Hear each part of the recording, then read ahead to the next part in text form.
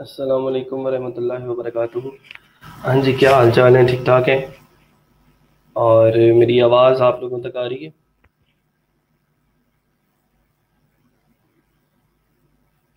और screen shared है सब लोगों के साथ या नहीं? ये थोड़ा सा कंफर्म कर दें और फिर हम चलते हैं अपने आज के लेक्चर की तरफ।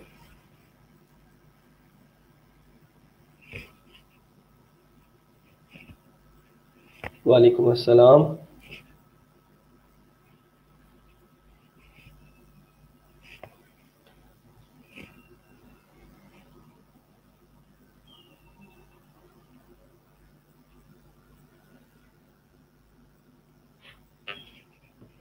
अस्सलाम वालेकुम वरहमतुल्लाहि।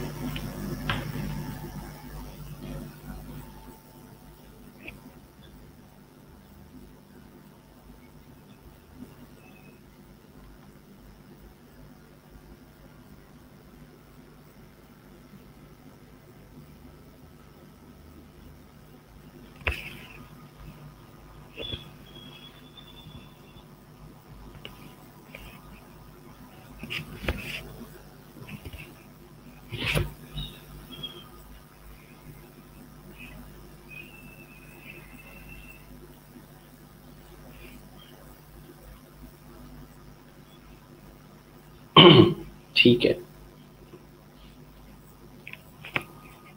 चलें जी। अच्छा जी, ज़ीशान का सवाल है। पहले कुछ क्वेश्चंस हैं उसके, उसको देख लें कि sir I have two questions. OLX.com का थीम कौन सा है? पहले तो निशान एक चीज़ क्लियर करने वाली है, ज़रूरी नहीं है कि सारी की सारी वेबसाइट्स जो हैं वो वर्डप्रेस में ही बनी हुई हो और उसके ऊपर भी वर्डप्रेस की टेक्नोलॉजी ही यूज़ की गई हो सकता है उसको बिल्ड करने के लिए PHP का इस्तेमाल किया गया हो, ठीक है, या कोई और शॉपिफाई या फिर कोई और सिस्टम, कोई और टेक्नोलॉजी, कोई और जो है उसके ऊपर CMS या फिर कोई और लैंग्वेज यूज़ की गई हो। तो मेक श्योर कि सारी दुनिया की वेबसाइट्स वर्डप्रेस में नहीं बनी, लेकिन दुनिया की 34% वेबसाइट्स जो हैं वो वर्डप्रेस के अंदर बिल्ड की गई हैं। इसका मतलब ये है कि बहुत बड़ा हिस्सा, मतलब कह सकते हैं कि एक तिहाई हिस्सा जो है वो वर्डप्रेस के ऊपर काम कर रहा है, ठीक है।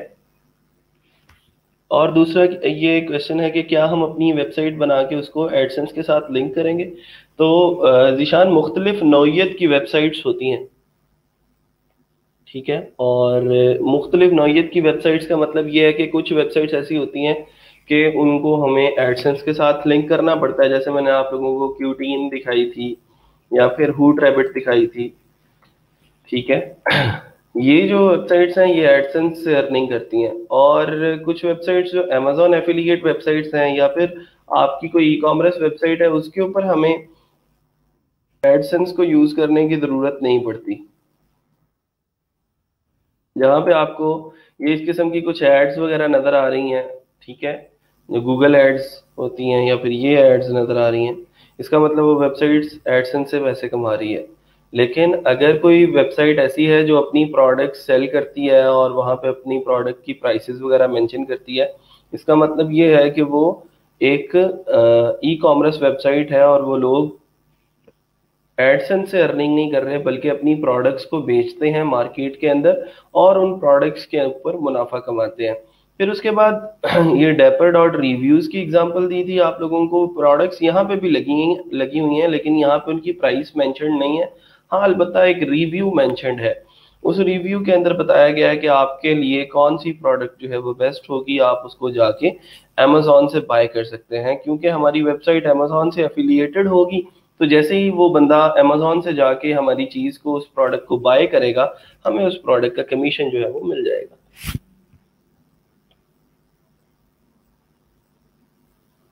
किस किस को वॉइस का मसला आ रहा है भाई? और भी है कोई या वॉइस क्लियर है मेरी? मेरा तो ख्याल है कि क्लियर है।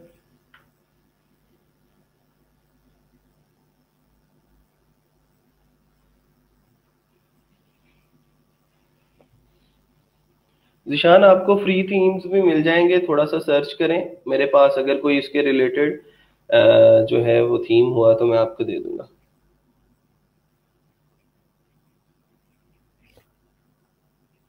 ठीक है जी, चलें आज चलते हैं जी अब अपने टॉपिक की तरफ। हमारा जो टॉपिक था उसके अंदर लास्ट टाइम मुझे बताएं कि हमने क्या डिस्कस किया था।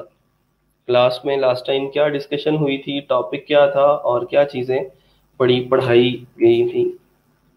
ठीक है, गुड, ओके।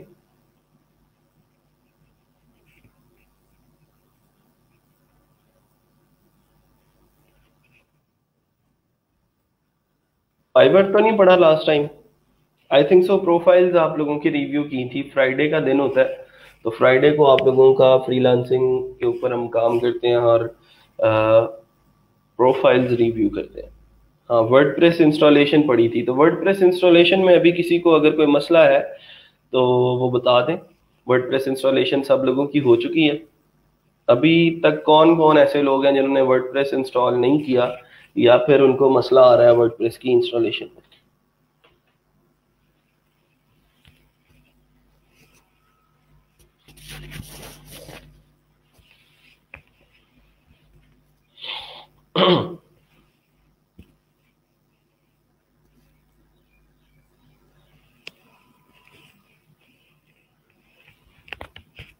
वर्डप्रेस इंस्टॉलेशन वाले कोई लोग हैं तो बता दें। नो इशू सर जी, ये सर फाइबर प्रोफाइल रिव्यू की थी, ठीक है वो तो हो गया। सर आपने लेक्चर रिपीट करना था। हाँ, रिपीट मैं उन लोगों के लिए करूंगा ना जिनको मसला आ रहा है, अगर मसला नहीं है किसी को तो फिर रिपीटिशन का फायदा नहीं है ना।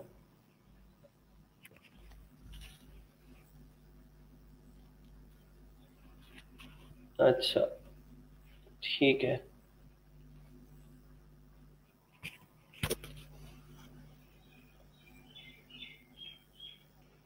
ठीक है, वेरी गुड जिशान।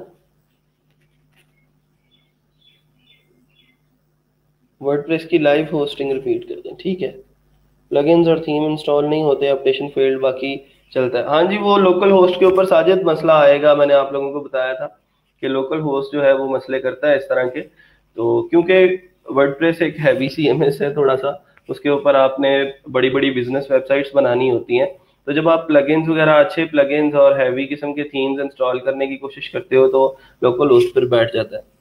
ठीक है, तो उसके लिए फिर मैंने आप लोगों को रिकमेंड किया था hostingyo.com, जिससे जाके आप लाइव होस्ट बाय करके उसके ऊपर वर्डप्रेस इंस्टॉल करके अपनी वेबसाइट्स जो हैं वो बना सकते हैं उसके ऊपर। ठीक है, गुड। इंस्टॉलेशन रिपीट कर दें क्योंकि उस दिन सिग्नल्स का इशू था तो काफ़ी स्टूडेंट्स की क्लास रह गई थी। ठीक है sir, please repeat that because I am absent. ठीक ठीक ठीक ठीक ठीक। बाकी अब डैशबोर्ड की समझ नहीं आई, ठीक है आज समझ आ जाएगी इंशाल्लाह। लेकिन उससे पहले हम एक दफ़ा ये जो लोग उस दिन हमारे पास अवेलेबल नहीं थे उनके लिए हम क्या करते हैं कि वर्डप्रेस एक दफ़ा दोबारा से इंस्टॉल करके दिखा देते हैं उनको।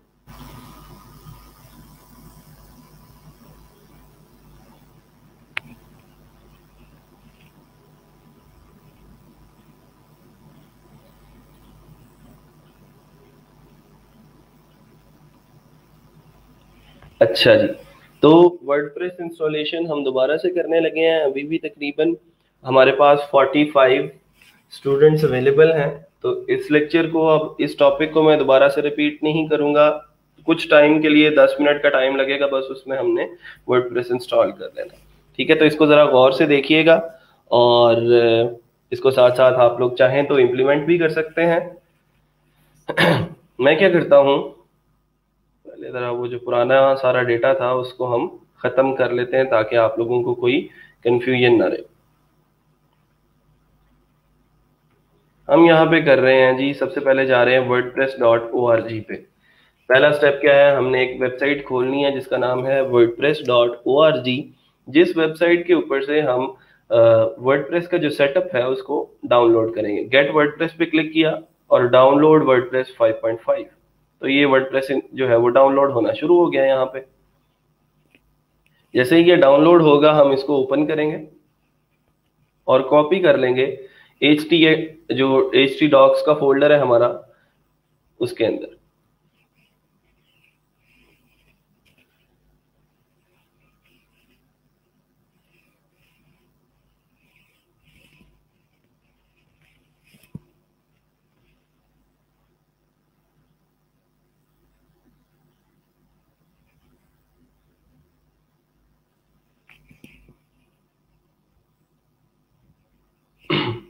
डाउनलोडिंग इसकी कंप्लीट होती है जैसे ही, तो इसको हम अपनी जो रूट डायरेक्टरी है, जैसे सब लोगों को पता है जो जैम्प होता है, लोकल होस्ट होता है, उसकी जो रूट डायरेक्टरी होती है वो होती है htdocs। तो उसके अंदर जाके हमने अपने इस वर्डप्रेस को एक्सट्रैक्ट करना है।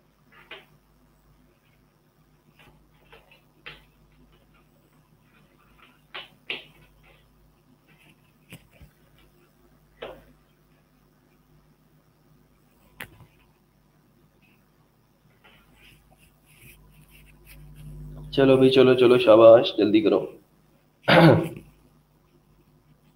स्टोरेज भी फुल हो गया है, स्टोरेज बाय करना पड़ेगा। ये लें जी, हमारा वर्डप्रेस जो है वो डाउनलोड हो चुका है। शो इन फोल्डर करते हैं और इसको यहाँ से कॉपी करते हैं। ठीक है, कॉपी करने के लिए कंट्रोल C भी कर सकते हैं और यहाँ से हम कॉपी करके इसको C में ले जाते हैं। C में हमारे पास जैम्प का फोल्डर है, जैम्प के अंदर htdocs का फोल्डर है। ठीक है, तो यहाँ पे हमने उसको पेस्ट करना है। ये नहीं जी, ये फाइल हमने यहाँ पे पेस्ट कर दी। ठीक है, अब इस फाइल को हमने करना है एक्सट्रैक्ट। राइट क्लिक करूंगा और एक्सट्रैक्ट हेयर के ऊपर मैं जाके क्लिक कर दूंगा। ठीक है, तो वो इसकी एक्सट्रैक्शन जो है वो स्टार्ट कर देगा।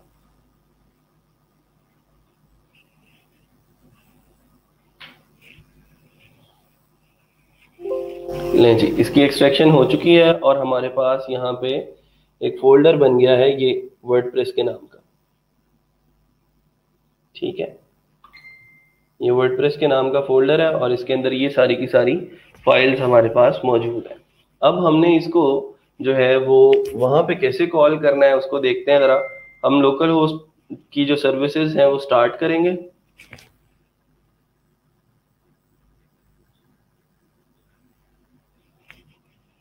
और इसकी पहली दो सर्विसेज स्टार्ट करके अपने ब्राउजर पे चले जाते हैं। इतना सा काम किया है कि वो जो डाउनलोड किया था सेटअप, उसको हम यहाँ पे लेके आए हैं और इसको एक्सट्रैक्ट कर लिया। ठीक है, तो ये फोल्डर वहां पे नया जो है हमारे पास इस फॉर्म में आ गया है कि htdocs के अंदर अब वर्डप्रेस के नाम का एक फोल्डर बन चुका है और उसके अंदर कुछ ऐसी फाइल्स मौजूद हैं। ठीक है, यहाँ पे आते हैं वापस और इसको अब हम कॉल करते हैं लोकल होस्ट स्लैश htdocs के अंदर। तो लोकल होस्ट हमें ले आता है, htdocs से आगे किस फोल्डर को कॉल करना है उस फोल्डर का नाम यहाँ पे लिखेंगे। वर्डप्रेस उस फोल्डर का नाम है, तो यहाँ पे हमने लिख दिया वर्डप्रेस। ठीक है, और इसको एंटर कर दिया।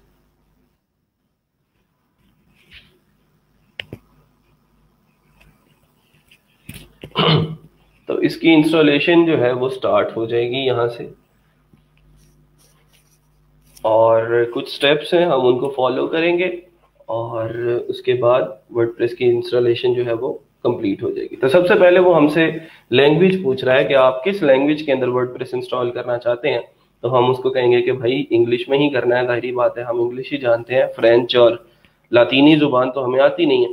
तो वो कह रहा है ये 4-5 चीजें आपके पास होनी चाहिए, फिर आप लेट्स गो के बटन के ऊपर जो है वो बटन दबाएं।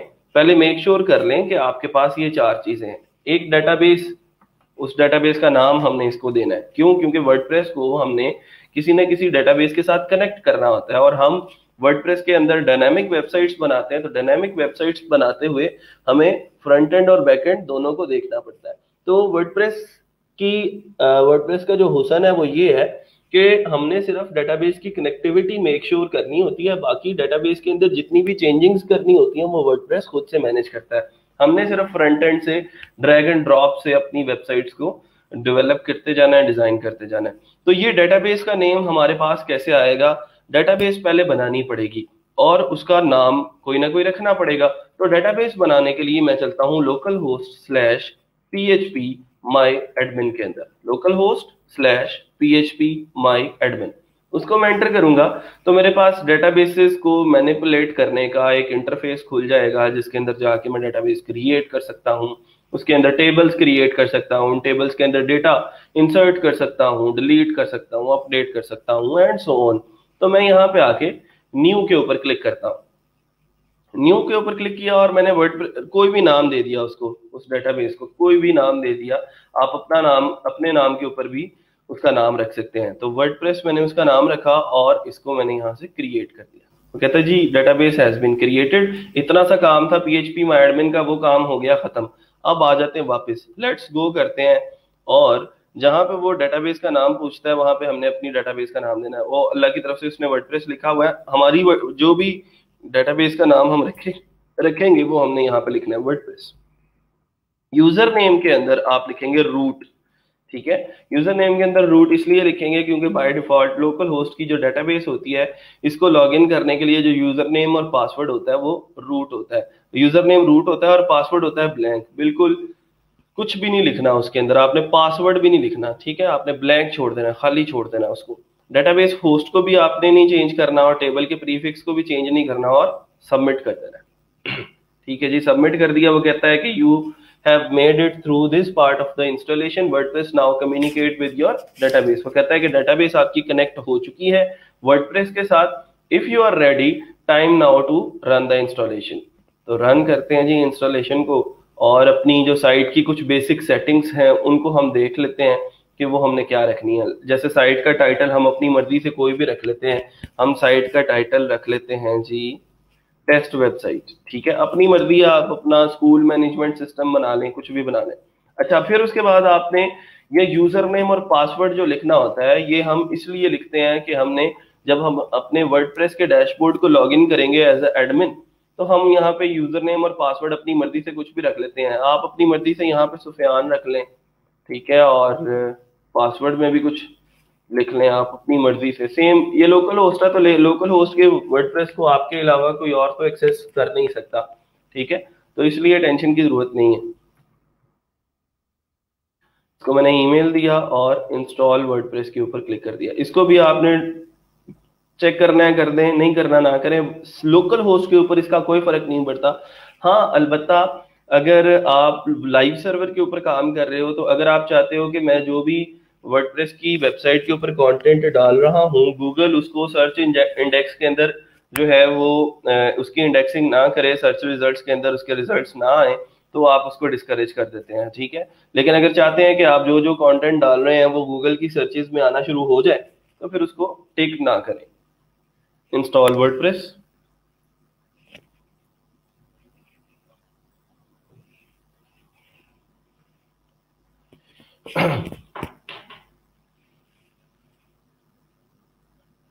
ये भी मैं लोकल होस्ट के ऊपर जो है वो इंस्टॉलेशन कर रहा हूँ। कहता है जी आपका लोकल होस्ट जो है वो लोकल होस्ट के ऊपर जो वर्डप्रेस है वो इंस्टॉल हो चुका है। अब आप इसको जाके लॉगिन कर सकते हैं।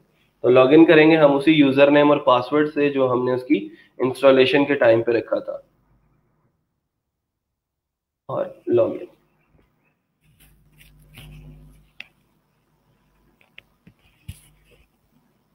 ये हमारे वर्डप्रेस की जो डैशबोर्ड है उसकी पहली लुक है, और इसके अंदर हमारे पास ये कुछ फीचर्स हैं, और ये हमारा डैशबोर्ड है, ठीक है।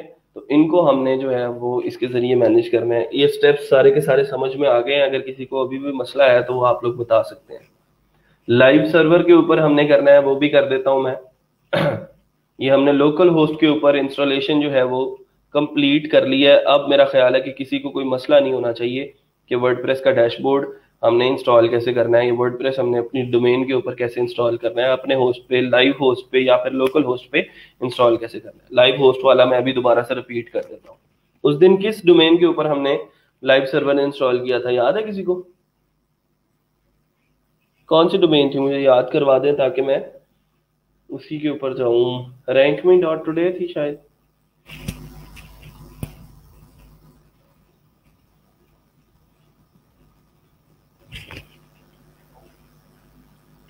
मुर्तजा क्या मसला आ रहा है बताएं। अच्छा, ये वो दूसरी है, इस पे नहीं किया था, वो दूसरी वाली पे किया था, SEO growth .tools। हाँ, आई थिंक सो।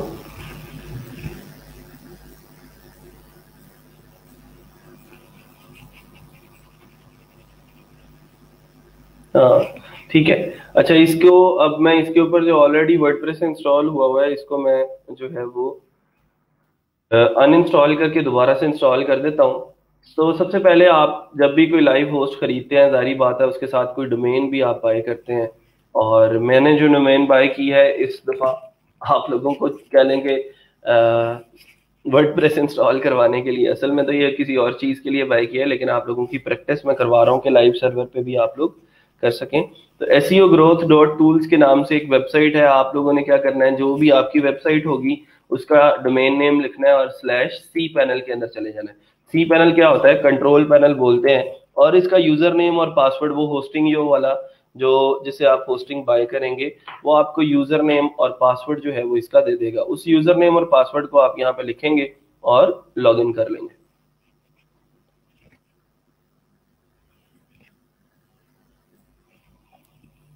तो ये हमारे पास एक सी पैनल मतलब कंट्रोल पैनल जो है वो शो हो जाएगा। सर लैंग्वेज सिलेक्ट कर ली है, नेक्स्ट नहीं हो रहा सर, एडमिन वाली वेब नहीं ओपन हो रही।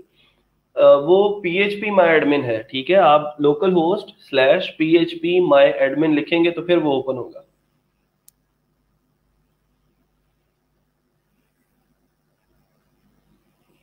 अच्छा जी, सी पैनल लॉगिन कर लिया, तो इसके अंदर ऑलरेडी मैं वर्डप्रेस इंस्टॉल कर चुका था।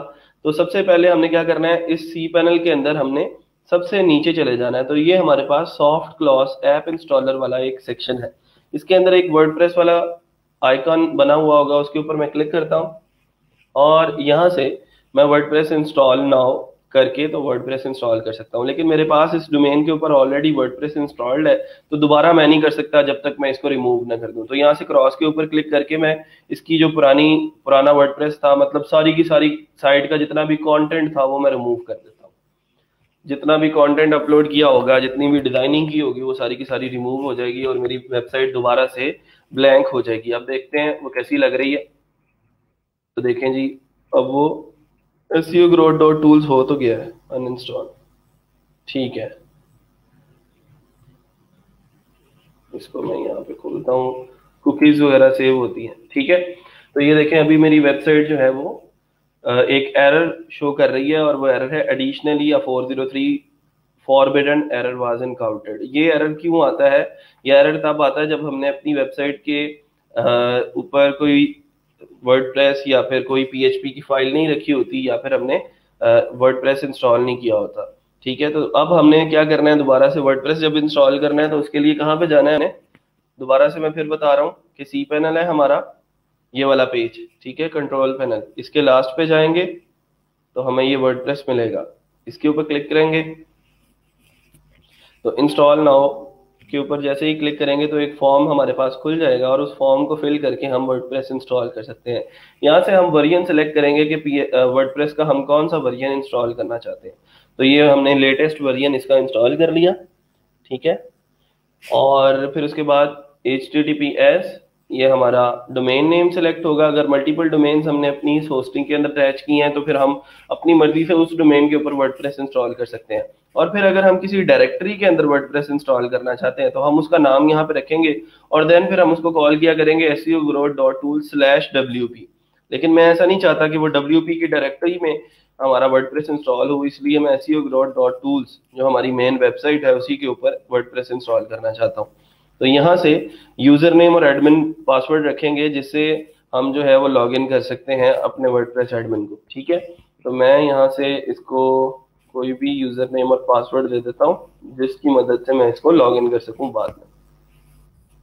इसमें आपने कहीं पे भी डेटाबेसेस क्रिएट नहीं करनी, कहीं पे आपने डेटाबेसेस को कनेक्ट नहीं करना। ये जो सॉफ्ट क्लॉज ऐप इंस्टॉलर है ये ऑटोमेटिकली आपके लिए ये सारे का सारा काम जो है वो कर देगा।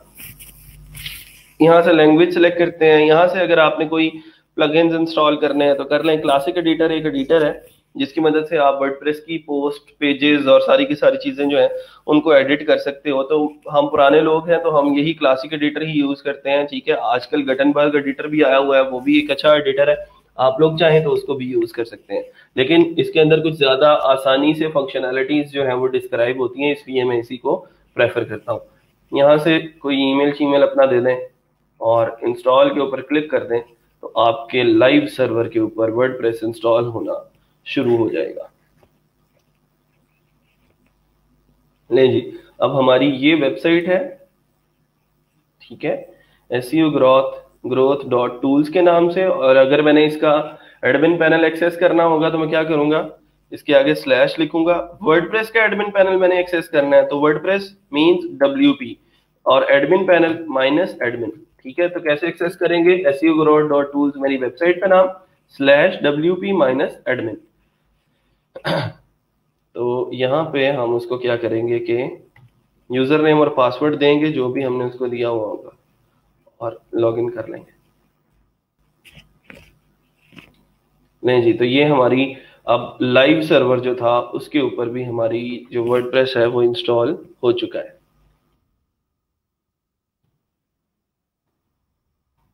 अगर लाइव सर्वर के ऊपर किसी को कोई मसला है तो आप लोग बता सकते हैं।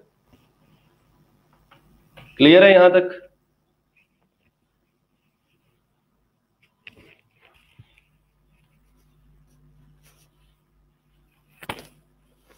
वेबसाइट का एड्रेस और नेम बता दें किस तरह सेट करें। गौहर, आप अपनी मर्जी से इसका नेम सिलेक्ट करेंगे। इट डिपेंड्स कि आप किस किस्म की वेबसाइट बना रहे हैं। अगर तो आप अपना पोर्टफोलियो बना रहे हैं, ठीक है, तो अगर आपको, मैंने आप लोगों को एक वेबसाइट बताई थी इंस्टेंट डोमेन सर्च के नाम से, वो आपको बताती है कि ये फलां डोमेन जो है वो अभी अवेलेबल है या नहीं, या किसी ने ऑलरेडी बाय तो नहीं कर ली हुई। ठीक है, तो अगर आपकी पोर्टफोलियो वेबसाइट हो तो आप अगर अपनी वेबसाइट का नाम रखना चाहें aligauhar.com, तो वो कहता है कि ये डोमेन जो है वो ऑलरेडी किसी ने बाय कर लिया, आप इसको बाय नहीं कर सकते। ठीक है, तो फिर अगर इंजीनियर लगा लेते हैं हम इसके साथ, ENGR, ठीक है, तो इंजीनियर अली गौहर लगा लेते हैं, तो फिर वो डोमेन अवेलेबल है, आप इसको बाय कर सकते हैं। लें जी, आपकी डोमेन का नाम सिलेक्ट हो गया। ठीक है, तो अभी इस तरह अगर आपने ये तो हो गया पोर्टफोलियो के लिए। अगर आपने अपनी कोई प्रोडक्ट बेचनी है, ठीक है, जैसे आपने जो है वो एसेसरीज की प्रोडक्ट कोई बेचनी है, तो आप उसकी कोई प्रोडक्ट कोई नाम रखना चाहते हैं उसका कि अली मोबाइल.com जो है वो अवेलेबल नहीं है। ठीक है, alieccessories.com, जरूरी नहीं है आपने अली भी लगाना है साथ। ठीक है, तो आप उसको कहते हैं स्मॉल एसेसरीज। ठीक है, या फिर आप उसको कहते हैं कि जो भी डोमेन आपको लगे कि ये अवेलेबल है और अच्छी है, आप उसको यूज करके अपने ई कॉमर्स स्टोर के लिए यूज कर सकते हैं। और कोई सवाल रहता है तो बता दें मुझे। ये ऑलरेडी भी वैसे क्लास में डिस्कस हो चुका था। अली साहब के लिए मुझे ये बात जो है वो 6-6 दफ़ा दोबारा से रिपीट करनी पड़ती है। सर, मैंने sajjaddeveloper.com का नाम से परचेज की है for portfolio, is that okay? हाँ जी, बेहतरीन है, ठीक है। पोर्टफोलियो के लिए बहुत ज़रूरी है, आप लोगों के लिए पोर्टफोलियो जो है वो बहुत ज़रूरी है, और उसके बगैर जो है वो एक फ्रीलांसर का सांस लेना फ्रीलांसिंग मार्केट के अंदर बहुत मुश्किल है। अच्छा जी, चलें जी, अब चलते हैं। अगर आप अच्छा, एक एरर यहाँ पे एक शो हो रहा है, PHP अपडेट रिक्वायर्ड। आप लोगों को भी शायद इसमें से, जब आप लोग इसकी सी पैनल के ऊपर लाइव होस्ट के ऊपर इंस्टॉल करें, तो शायद आप लोगों को भी आ रहा हो। तो हम क्या करेंगे, इस एरर को रिमूव करने के लिए ये सी पैनल के अंदर ही जाते हैं, और यहाँ पे मैं लिखता हूँ multi PHP manager. Search bar में मैंने लिखा multi PHP manager. Multi PHP manager में जाऊंगा मैं, और यहाँ से मैं डोमेन को सिलेक्ट करूंगा, और यहाँ से इसका जो लेटेस्ट वर्जन है वो इंस्टॉल करके इसको हम अप्लाई कर देंगे। तो इसको अप्लाई किया, इसको आके रिफ्रेश करते हैं, तो देखें अब वो वाला जो एरर था हमारा वो रिमूव हो गया, और हमने अपने सी पैनल के ऊपर जो लेटेस्ट वर्जन था PHP का वो हमने इंस्टॉल कर लिया। ठीक है जी, तो ये इस तरह के मसले भी अक्सर आते हैं क्लाइंट्स को। वो कहते हैं जी यहाँ पे PHP अपडेशन रिक्वायर्ड है, तो वो बताएं कैसे करेंगे। तो ये जो छोटी छोटी चीज़ें होती हैं ये भी बग फिक्सिंग के अंदर आती हैं, इनको भी सीख के आप लोग बग फिक्सिंग की सर्विसेज दे सकते हैं। और दोबारा से मैं आप लोगों को उसको रिमाइंड करवा देता हूँ कि सी पैनल के अंदर जाएंगे और यहाँ पे क्या लिखेंगे, multi PHP manager.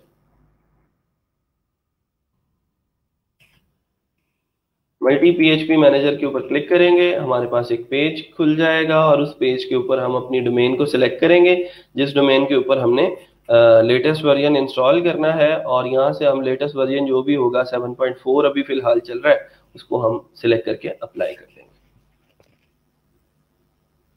Sir different extensions का क्या मतलब है, पर्पस क्या है? For example .com, .xyz। अच्छा, कभी कभार ये होता है कि हमारे पास, जैसे मैं इंस्टेंट डोमेन सर्च पे जाता हूँ, तो मेरे पास .com के अंदर वो डोमेन अवेलेबल नहीं होती, तो मैं उसको डोमेन .net में खरीद लेता हूँ, .xyz में खरीद लेता हूँ। जैसे मैं, मेरे पास ये डैपर.com थी, इसकी एग्जांपल देता हूँ। डैपर मुझे अच्छा नाम लगता था, डैपर नीट एंड क्लीन और अथेंटिक इसका मतलब है, ठीक है। तो डैपर.com अवेलेबल नहीं थी, तो मैंने क्या किया, डैपर डॉट रिव्यूज जो थी वो बाय कर ली, ठीक है। तो डैपर डॉट रिव्यूज अब मेरे पास है, इस वजह से ये इसको जो है वो रेड शो कर रहा है। तो हम एक्सटेंशन चेंज कर लेते हैं ताकि हमारा नाम जो है वो सेम रहे। इससे आपका मतलब फर्क कोई नहीं पड़ता, आप .com में खरीदें, .xyz में खरीदें, .info में खरीद लें, आपकी अपनी मर्जी है। कोई इसकी रैंकिंग वगैरह के ऊपर या फिर आपकी एसईओ के ऊपर कोई फर्क नहीं पड़ता।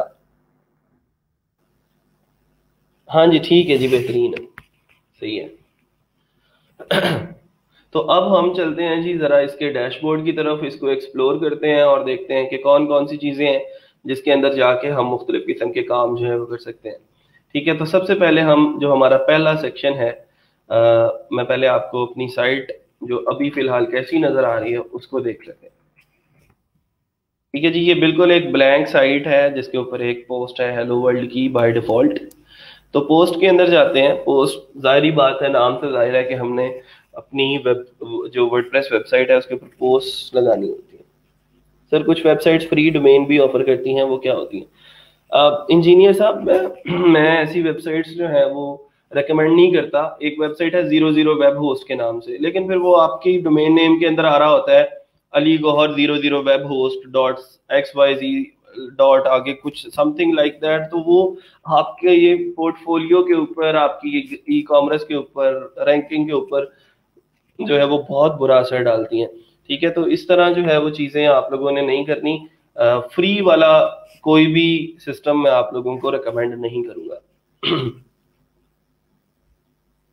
wishes.corner.com, ठीक है जी। सर आपने थीम देने थे हमें। थीम बेटा मैं पहले पढ़ा तो लूँ, कौन से थीम देने हैं अब ये पता है आपको? आपको कौन सा थीम चाहिए? अभी यही चीजें क्लियर नहीं है। तो जब आप लोगों को जरूरत पड़ेगी ना, जब मुझे लगेगा कि अब आप लोगों को थीम्स की जरूरत है, तो मैं साथ साथ देता जाऊंगा। इतने उतावले होने की किसी को जरूरत नहीं है, ठीक है। हेलो वर्ल्ड पे आते हैं। पोस्ट, पोस्ट वाला सेक्शन है। अब जो टॉपिक है उसकी तरफ आए जरा, और जो हम डिस्कशन कर रहे हैं अपने डैशबोर्ड को लेके, उसके ऊपर आए। पोस्ट वाला जो सेक्शन है उसके अंदर ये कुछ चीजें आप लोगों को नजर आ रही हैं। ये एक पोस्ट ऑलरेडी की गई है, जिसको हम एडिट कर सकते हैं। क्विक एडिट के अंदर जाके हम उसकी कोई डेट शीट चेंज करनी है, या हमने उसका नाम चेंज करना है, उसको कोई कैटेगरी असाइन करनी है, एंड सो ऑन, ये सारे का सारा काम करते हैं। मैं यहाँ से एक नई पोस्ट ऐड करता हूँ। ऐड न्यू पोस्ट किया और मैंने यहाँ पे लिखा आई लव पाकिस्तान। अच्छा, आई लव पाकिस्तान लिख के मैं नीचे आ गया। फिर इसके बाद हमने जो है यहाँ पे कुछ चीजें लिखनी शुरू कर दी कि Pakistan have 5 provinces named as. यहाँ पे हमने उनके नाम लिखने शुरू कर दिए, जैसे पंजाब, सिंध, बलूचिस्तान, और क्या है जी हमारे पास, KPK, और फिर उसके बाद है हमारे पास गिलगित बल्तिस्तान।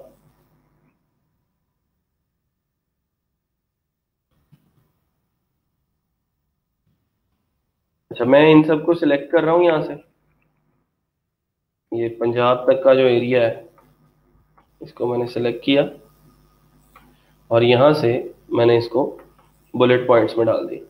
पहले क्या करते थे, पहले हम यूएल का टैग लिखते थे। यूएल का टैग लिख के उसमें लिस्ट आइटम्स डालते थे, Punjab, Sindh, Balochistan, KPK, Gilgit Baltistan and so on. तो वो थोड़ा सा हमारे लिए मुश्किल हो जाता था। अब क्या कर रहे हैं, हम सिंपल सिलेक्ट कर रहे हैं और उनको यहाँ से जो है वो हम बुलेट पॉइंट्स लगा रहे हैं, तो बुलेट पॉइंट्स लगा दिए। बोल्ड करने के लिए क्या था, जैसे अगर प्रोविंसेस का वर्ड है तो बोल्ड करना होता था, बी का टैग लगता था, ठीक है। फिर उसके बाद अगर केपीके को बोल्ड करना है या इटैलिक करना है तो आई का टैग लगता था केपीके को इटैलिक करने के लिए। तो इस तरह की कुछ चीजें थी जो हमने डिस्कस की थी HTML के अंदर। इसको मैं अभी फिलहाल जरा जो है और चीजें ऐड ऑन कर लेता हूँ इसके अंदर। इसको अगर मैंने पिक्चर लगानी है कोई, ठीक है, अगर मैंने पिक्चर लगानी है कोई अपनी अपनी ही जो कंप्यूटर है उसके अंदर, तो मैं ऐड मीडिया के ऊपर क्लिक करता हूँ और यहाँ से सिलेक्ट फाइल करते हैं। मैं यहाँ से कोई पिक्चर दे देता हूँ उसको। पाकिस्तान का झंडा नहीं पड़ा यहाँ पे, डाउनलोड तो किया था हमने। चलो जी, लेट्स सपोज ये कर देते हैं। तो ये पिक्चर हमने अपलोड की और इसको हमने इंसर्ट इनटू पोस्ट के ऊपर क्लिक कर दिया, तो ये पिक्चर हमारी इंसर्ट हो गई। इसकी जो भी आपने चीज़ें जो है वो चेंज करनी है, अगर इसको थोड़ा सा बड़ा करना है तो आप लोग इसको इंक्रीज भी कर सकते हैं यहाँ से। इसका साइज वगैरह जितना भी आपने रखना है उसको रख सकते हैं। हाँ जी, कश्मीर भी ऐड कर लेते हैं जी। ठीक है जी, तो गिलगित बल्तिस्तान के बाद हमने एक सूबा अपना कश्मीर भी ऐड कर लिया। अच्छा, इसको मैं अभी कर रहा हूँ फिलहाल पब्लिश। अच्छा, अब हुआ ये कि अभी 2 मिनट हुए हैं और 2 मिनट के अंदर मैंने जो काम किया है उसकी जो आउटपुट मुझे नजर आ रही है वो ये है कि ये एक पोस्ट है, उसका टाइटल है आई लव पाकिस्तान, ये उसके सूबे हैं और ये उसकी जो पिक्चर है वो असाइन हो चुकी है। यही काम जब मैं HTML के अंदर CSS के अंदर करता था तो मुझे बहुत ज़्यादा मसले मसाइल आते थे और मुझे मुख्तलिफ किस्म के टैग्स लगाने पड़ते थे। जैसे ये इमेज लगाने के लिए इमेज का टैग लगाते थे, ठीक है, और हम इसके लिए UL का टैग लगाते थे या OL का टैग लगाते थे। फिर हेडिंग्स लिखने के लिए हम क्या करते थे, अगर मैंने यहाँ पे कोई हेडिंग्स क्रिएट करनी है, नीचे आ जाता हूँ मैं, यहाँ से इसको ख़त्म करके मैं यहाँ पे लिखता हूँ कि पाकिस्तान इज अ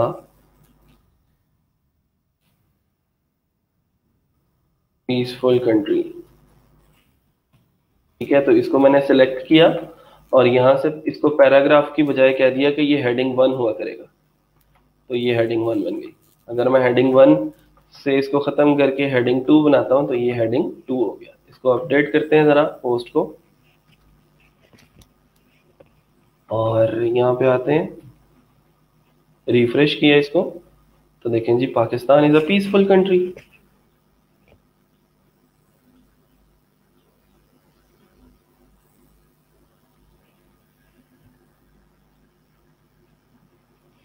अच्छा जी, फिर उसके बाद आगे चलते हैं। मैं ज़रा इसका कोई थीम वगैरह चेंज कर लेता हूँ। यहाँ पे से मैं थीम्स के अंदर जाता हूँ और यहाँ से हम इसका जो थीम है वो 2017 सेलेक्ट करते हैं अगर फ़िलहाल। तो 2017 सेलेक्ट करने की वजह से क्या होगा, मैंने आप लोगों को बताया था कि जो थीम है वो आपकी वेबसाइट का स्ट्रक्चर होता है, लेआउट होता है। उसकी मदद से आप लोग अपनी जो वेबसाइट है उसका स्ट्रक्चर बनाते हैं। तो देखें ज़रा, उसी सेम पोस्ट का जो कंटेंट है वो अब इस तरह का लग रहा है कि आई लव पाकिस्तान अब आपका यहाँ पे आ गया। ये बोल्डेड है, प्रोविंसेस, KPK थोड़ा सा एलिक है, ये हमने H2 दिया है और ये हमने एक इमेज जो है यहाँ पे अपनी पोस्ट के अंदर इंसर्ट किया हुआ है। यहाँ तक अगर किसी को कोई मसला है तो आप लोग बता सकते हैं। अच्छा, फिर और बहुत सारी चीज़ें हैं। जैसे मैं दोबारा से अब पोस्ट वाले सेक्शन के अंदर जाता हूँ तो अब मेरे पास एक और पोस्ट बनी है जो हमने अभी अभी की थी, आई लव पाकिस्तान। तो इसको मैं दोबारा से एडिट करता हूँ और यहाँ से मैं इसकी कुछ और चीज़ें जैसे कैटेगरीज हैं और टैग्स हैं। ये कैटेगरीज और टैग्स हम लोग फाइवर के अंदर भी पढ़ चुके हैं। मैंने आप लोगों को थोड़ा सा इसका पहले भी एक डेमो दे दिया था कि कैटेगरीज हम क्यों बनाते हैं पोस्ट की, या अपनी वेबसाइट के ऊपर कैटेगरीज बनाने का मकसद जो है वो ये होता है कि हम अपने कंटेंट को कैटेगराइज कर सकें, कंटेंट की सेग्रीगेशन कर सकें। मोबाइल वाली पोस्टें इलेक्ट्रॉनिक्स की कैटेगरी में चली जाएं, कार वाली पोस्टें व्हीकल्स की कैटेगरी में चली जाएं, ठीक है। इसी तरह फूड के रिलेटेड जो पोस्ट हैं वो फूड की कैटेगरी के अंदर चले जाएं। तो मैं यहाँ से इसकी एक नई ऐड न्यू कैटेगरी करता हूँ और मैं इसको जो है वो कोई भी कैटेगरी असाइन कर देता हूँ। लेट्स सपोज कंट्री, कंट्री के नाम की अपनी मतलब एक कैटेगरी हमने रख ली, कंट्री, ऐड न्यू कैटेगरी, और वो मैंने उसको असाइन कर दी। ठीक है, और यहां से हम इसकी फीचर्ड इमेज भी सेट कर सकते हैं। फीचर्ड इमेज ये होती है ऐसी इमेज जो पोस्ट के खुलते ही या फिर पोस्ट जब आप, मैं आप लोगों को इसकी एग्जांपल बता देता हूँ कि qteen.com है या फिर dapper.reviews है।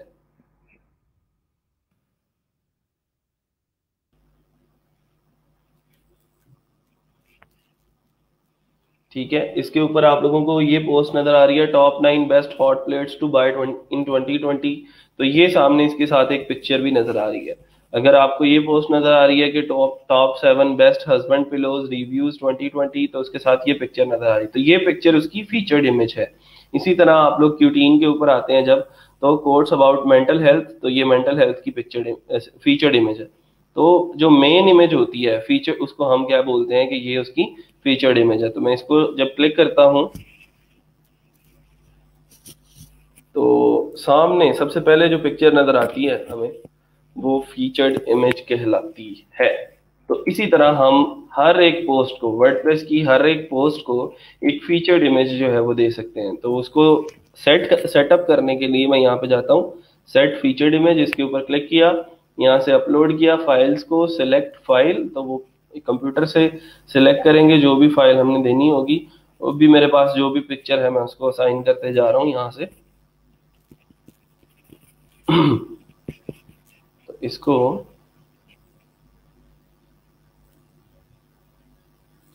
सेट फीचर्ड इमेज, इसके ऊपर क्लिक कर देंगे और इसको अपडेट कर देंगे। अब ये योस्ट एसईओ कहाँ से आ गया भाई? मैं यहाँ पे वर्डप्रेस पढ़ा रहा हूँ, जरा इसका ख्याल कर लो थोड़ा सा। जब योस्ट एसईओ की बारी आएगी तो पढ़ लेंगे उसको। मतलब प्लगइन क्या है सर, और ये ऑन पेज एसईओ जब आएगा टाइम उसका तो मैं ऑन पेज भी करवा दूंगा। ऑन पेज हमारे सिलेबस का हिस्सा नहीं है, लेकिन आई विल ट्राई कि मैं उसके लिए कुछ टाइम निकाल सकूं। अगर शॉपिफाई के लिए ई कॉमर्स वेबसाइट बनानी हो तो वो वर्डप्रेस पे ही यार शॉपिफाई वर्डप्रेस की तरह का ही एक कंटेंट मैनेजमेंट सिस्टम है। ठीक है, शॉपिफाई पे भी वेबसाइट्स बनती हैं, वर्डप्रेस पे भी वेबसाइट्स बनती हैं।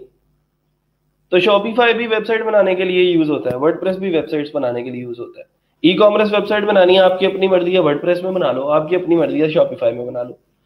मैंने यहाँ पे वर्डप्रेस डिस्कस करना है, हमारी क्लास में शॉपिफाई हम डिस्कस नहीं करेंगे, हमारे कोर्स में नहीं है। जब वर्डप्रेस आप पढ़ लेते हो तो शॉपिफाई की जरूरत नहीं पड़ती है आपको। रिफ्रेश करते हैं जी इसको, तो ये हमारी फीचर्ड इमेज जो है वो सामने यहाँ पे हमें नजर आ जाएगी, जो हमने लगाई हुई होगी। इसकी कोई भी डिजाइनिंग वगैरह आप लोग कर सकते हैं अपनी मर्जी से, इसके ऊपर टेक्स्ट वगैरह लिखना चाहते हैं तो आप लोग लगा सकते हैं। सर मेरे न्यू पोस्ट के लिए पेज आपके जैसा ओपन नहीं होता, उसके लिए आप ऐसा करो कि प्लगइन्स के अंदर जाओ और ऐड न्यू के ऊपर क्लिक करो। प्लगइन्स के अंदर जाके ऐड न्यू के ऊपर क्लिक करना है और यहाँ पे एक प्लगइन सर्च करना है जिसका नाम है क्लासिक एडिटर। ठीक है, क्लासिक एडिटर सर्च करोगे, ये प्लगइन आपके पास सामने आ जाएगा। उसको यहाँ से आपने इंस्टॉल नाउ का बटन आपके पास आ रहा होगा, मेरे पास ऑलरेडी इंस्टॉल्ड है। इंस्टॉल नाउ के ऊपर क्लिक करोगे तो उसको देन आपने उसको एक्टिवेट कर लेना है। तो फिर जैसे ही एक्टिवेट करोगे तो फिर वो पेज जो आपका पोस्ट वाला है, ऐड न्यू पोस्ट वाला, वो सेम मेरे जैसा शो होगा जैसा मेरा शो होता है। और किसी को कोई मसला आ रहा हो? क्लासिक एडिटर क्या करता है कि आपको इस व्यू के अंदर पोस्ट एडिट करने का मौका फराहम करता है। अच्छा जी, यहां तक किसी को कोई मसला कोई प्रॉब्लम है तो बता दे। अभी तक हमने जितना काम किया है आप लोग कर सकते हैं। मैंने एक सिर्फ पोस्ट लगा के दिखाई है आपको कि पोस्ट लगा सकते हैं, उसके अभी आप कह लेंगे जो मुख्तलिफ किस्म के फीचर्स हैं वो नहीं मैंने आप लोगों को बताए।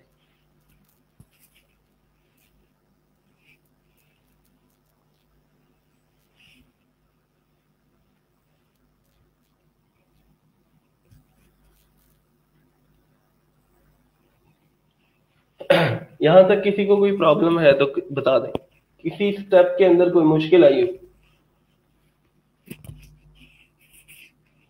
ठीक है, गुड।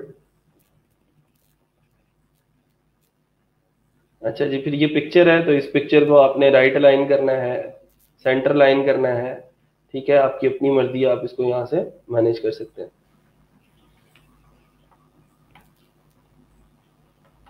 अभी ये सेंटर लाइन है, अभी ये राइट लाइन है और ये अब लेफ्ट लाइन है।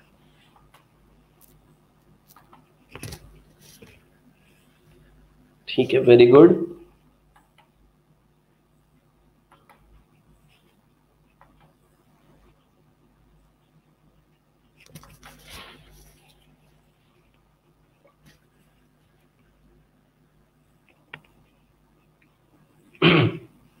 अच्छा जी, तो पोस्ट के अंदर अभी हमने ये चीजें डिस्कस कर ली कि हम इसके कुछ फॉर्मेट्स होते हैं। फॉर्मेट भी मैं आपको थोड़ा सा डिस्क्राइब कर दूं।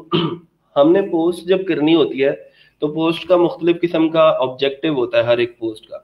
ठीक है, ऑब्जेक्टिव का मतलब ये होता है कि इस पोस्ट के अंदर हम कोई वीडियो दिखाना चाहते हैं, हम कोई इमेज लगाना चाहते हैं, इमेज के ऊपर फोकस करवाना चाहते हैं, या फिर हम कोई उसका स्टैंडर्ड फॉर्मेट रखना चाहते हैं। सर पिक्चर के साथ टेक्स्ट किस तरह ऐड करते हैं? कैनवा उसके लिए दिया है मैंने, ये पिक्चर के ऊपर टेक्स्ट लिखा था ना, आई लव पाकिस्तान, तो canva.com। अच्छा जी, ये तो फॉर्मेट जो है वो फिर हम उसका इस तरह से मैनेज कर सकते हैं। अगर हमने कोई इमेज लगाना है और हम हमारा जो फोकस है वो इमेज वाला है, कि इमेज के ऊपर फोकस करवाना चाहते हैं और हमारा ऑब्जेक्टिव ये है कि लोग आके इमेज को देखें, या फिर लोग आके वीडियो को देखें, या फिर हमारी कोड को देखें या लिंक को देखें, तो हम अपनी मर्जी से उसका फॉर्मेट जो है वो सेटअप कर सकते हैं। उसकी वजह से क्या होगा कि ऑटोमेटिकली उस पोस्ट का जो लेआउट है वो उसके मुताबिक, उस फॉर्मेट के मुताबिक चेंज होता रहेगा। यहां से हमने इसको कर दिया अपडेट। अभी आगे चलते हैं जी कैटेगरीज के अंदर।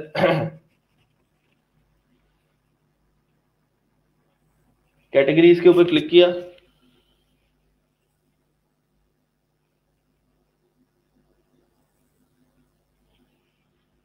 अकरम आरफीन कह रहे हैं कि नहीं हो रहा क्लासिक एडिटर इंस्टॉल करने के बाद भी। अब आ जाओ जरा मेरे पास, स्ट्रीम यार्ड पे आ सकते हो अगर लाइव मेरे साथ, तो आ जाओ, मैं आपकी प्रॉब्लम सॉल्व कर देता हूँ।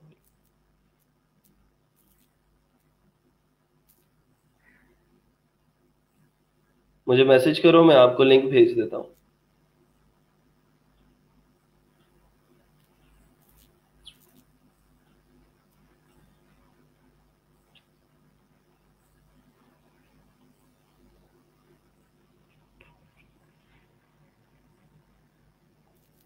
अच्छा जी, ये कैटेगरीज के ऊपर आए अब हम। और एक मिनट भाई, मैसेज किया है मुझे? अभी तक नहीं आया मैसेज कोई वैसे। तो कैटेगरीज में आके हम नई नई कैटेगरीज क्रिएट कर सकते हैं। लाइक मैंने इलेक्ट्रॉनिक्स की कोई कैटेगरी जो है वो बनानी है अपनी वेबसाइट के ऊपर, और मैं ये चाहता हूँ कि जितनी भी इलेक्ट्रॉनिक्स की इशिया हैं वो सारी की सारी मेरी इलेक्ट्रॉनिक्स की कैटेगरी के अंदर असाइंड हो। तो मैं इसको ऐड न्यू कैटेगरी कर देता हूँ यहाँ से। अच्छा, ऐड न्यू कैटेगरी कर दिया। अब मैं मेन पेज के ऊपर आप लोगों को अगर लेके आता हूँ, तो मेन पेज हमारा अभी फिलहाल ऐसा दिख रहा है कि जो भी हम पोस्ट कर रहे हैं वो यहाँ पे हमारे मेन पेज पे आती जा रही है। तो अब आए हम वापस क्लास जो है। अगर मैं ये चाहता हूँ कि ये जो कंट्री वाइज और इलेक्ट्रॉनिक्स वाइज ये जो कैटेगरीज हैं, यहाँ पे मेरा एक मेन्यू बार बन जाए। ठीक है, उस मेन्यू बार के अंदर मेरे मुख्तलिफ किस्म के पेजेस या फिर इलेक्ट्रॉनिक्स की चीज़ें जो है वो आ जाएं। तो जैसे मैं अब अगर एक पेज क्रिएट कर लेता हूँ यहाँ से, यहाँ पे, और उस पेज का मैं नाम रख लेता हूँ अबाउट अस। ठीक है, और अब उस अबाउट अस के पेज के अंदर मैं अपनी कंपनी के बारे में कोई भी इंफॉर्मेशन जो है वो देना चाहता हूँ। ठीक है, तो मैं उसके अंदर लिखूंगा कि we are a Amazon affiliate company and we are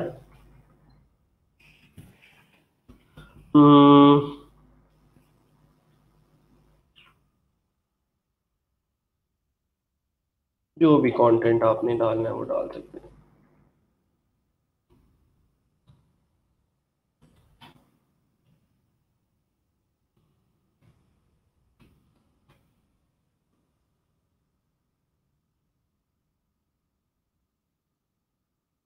अच्छा, ये अबाउट अस का मैंने पेज जो है वो क्रिएट किया।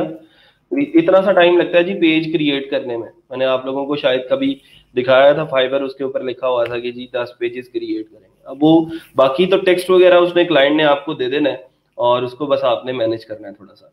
ठीक है, तो ये अबाउट अस का पेज जो है वो मैं चाहता हूँ कि एक मेन्यू बार बन जाए मेरा, और उस मेन्यू बार के अंदर अबाउट अस का पेज जो है वो शो हो रहा हो। तो मैं क्या करूंगा, अपीयरेंस के अंदर जाऊंगा और ये मेन्यूज वाला सेक्शन है।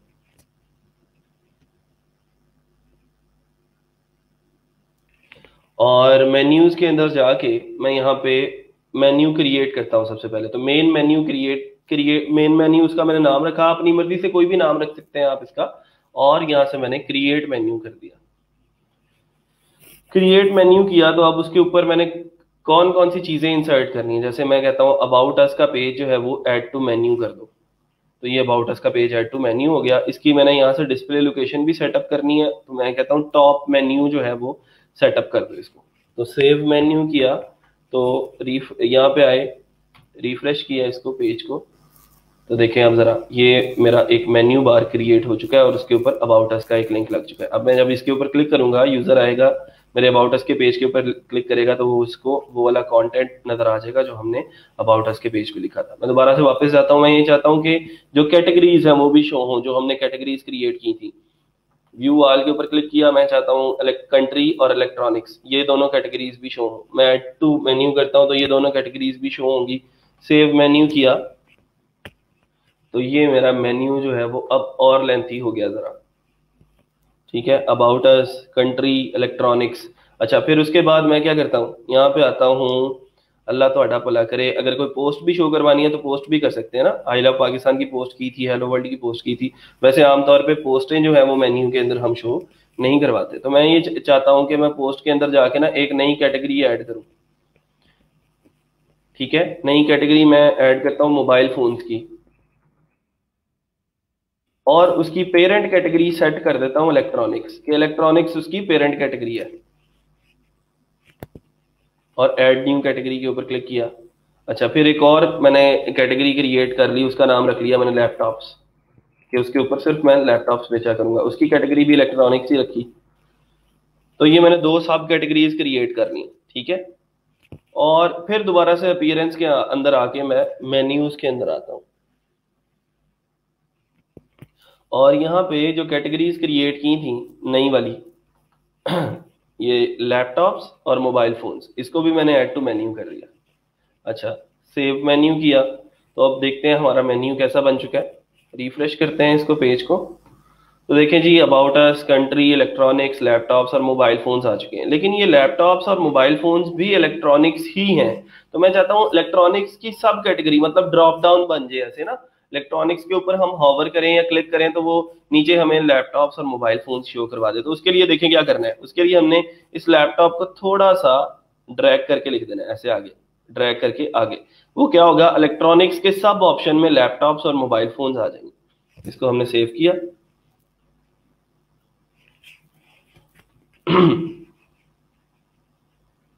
वापस आए, और ये हमने इसको रिफ्रेश किया, तो देखिए अब जरा इलेक्ट्रॉनिक वो लैपटॉप्स और मोबाइल फोन यहाँ से गायब हो गए हैं। इलेक्ट्रॉनिक्स के ऊपर क्लिक करते हैं तो देखें जरा लैपटॉप्स और मोबाइल फोन्स जो हैं वो उसके सब मेन्यू के अंदर आ चुके हैं। इतना सा काम किया कि मैंने उसको ड्रैग करके थोड़ा सा आगे कर दिया। यहाँ तक किसी को कोई मसला, कोई प्रॉब्लम है तो आप लोग बता सकते हैं।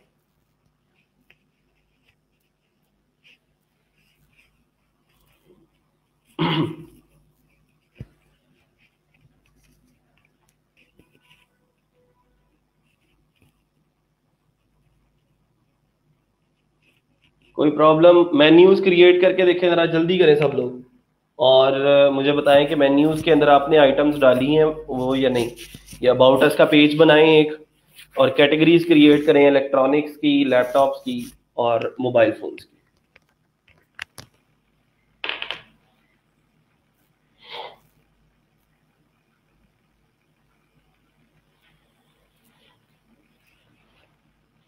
क्लियर तो हो गया, साथ साथ इंप्लीमेंट भी करना है।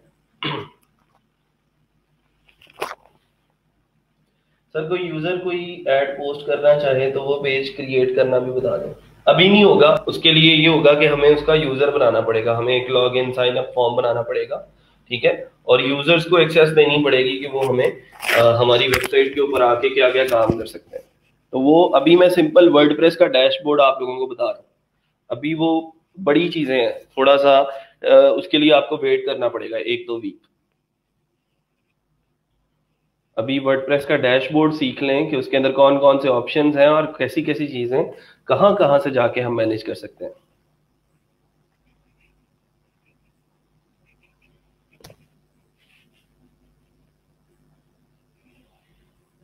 सर माई ब्लॉग वाली जगह पर नाम चेंज करना हो तो वो बता दें। उसके लिए सिंपल है जी, ये अपीयरेंस के अंदर ही हम कस्टमाइज वाले सेक्शन के अंदर जाएंगे।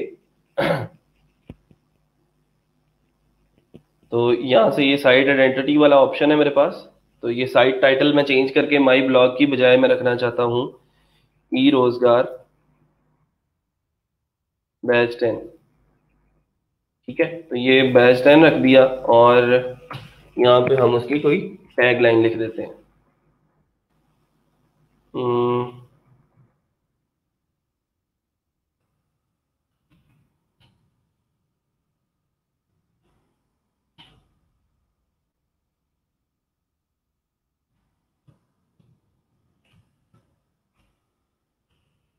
और कुछ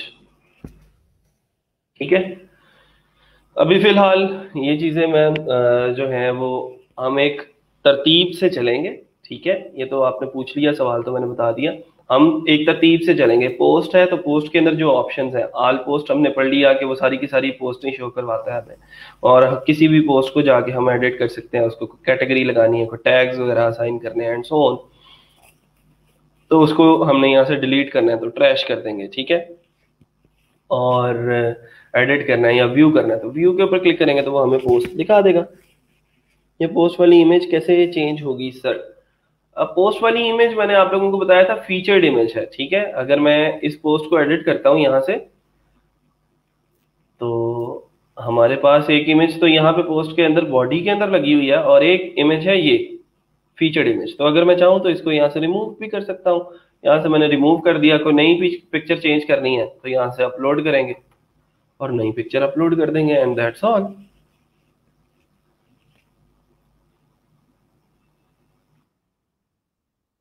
ये पिक्चर लगा दी हमने, इसको सेट किया और अपडेट कर दिया।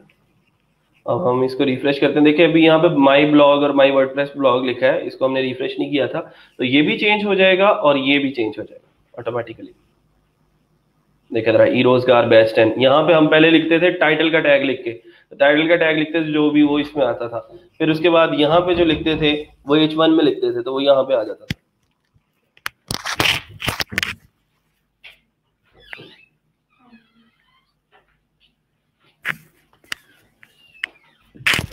यहाँ तक कि सब लोगों को क्लियर है?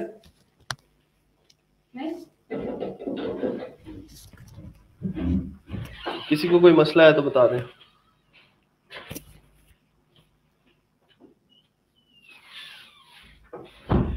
सर जो कैटेगरीज बनाई हैं हमने उसमें पोस्ट को ऐसे ही राइट करना है जैसे आपने बताया। कैटेगरीज का क्या मतलब है, आप क्या पूछना चाह रहे हो? सर जो कैटेगरीज बनाई हैं हमने उसमें पोस्ट को ऐसे ही राइट करना है जैसे आपने बताया। देखें एक कैटेगरी के अंदर मल्टीपल पोस्ट होती हैं। जैसे ये पोस्ट है तो इसको हम मुख्तलिफ किस्म की कैटेगरीज असाइन कर सकते हैं, लेकिन आमतौर पे जैसे अगर ये है तो कंट्री की इसको मैंने कैटेगरी असाइन की है, उसको हमने सेंट्रलाइज करना होता है ताकि हमारी जितनी भी कंट्री की जो पोस्टें हैं वो कंट्री वाले सेक्शन में आ जाए। जैसे मैं कंट्री के ऊपर क्लिक करता हूँ ना तो ये कंट्री वाली सारी की सारी पोस्टें मुझे यहाँ पे शो हो जाएंगी। लेकिन अगर मैंने कोई पोस्ट जो है वो इलेक्ट्रॉनिक्स में की होगी, जैसे मैं एक नई पोस्ट करके दिखा देता हूँ आप लोगों को। और यहाँ पे मैं लिखता हूँ कि जैसे मैंने कोई सैमसंग का मोबाइल ले लिया या हवावे का मोबाइल ले लिया या आईफोन ले लिया, उसको मैं अपनी वेबसाइट के ऊपर लगा रहा हूँ। कोई भी मैं उसके आईफोन 7 कर लें जी, उसके हवाले से उसके जो भी फीचर्स है, मैं अगर यहाँ से इंटरनेट से उठा लूँ कुछ फीचर्स,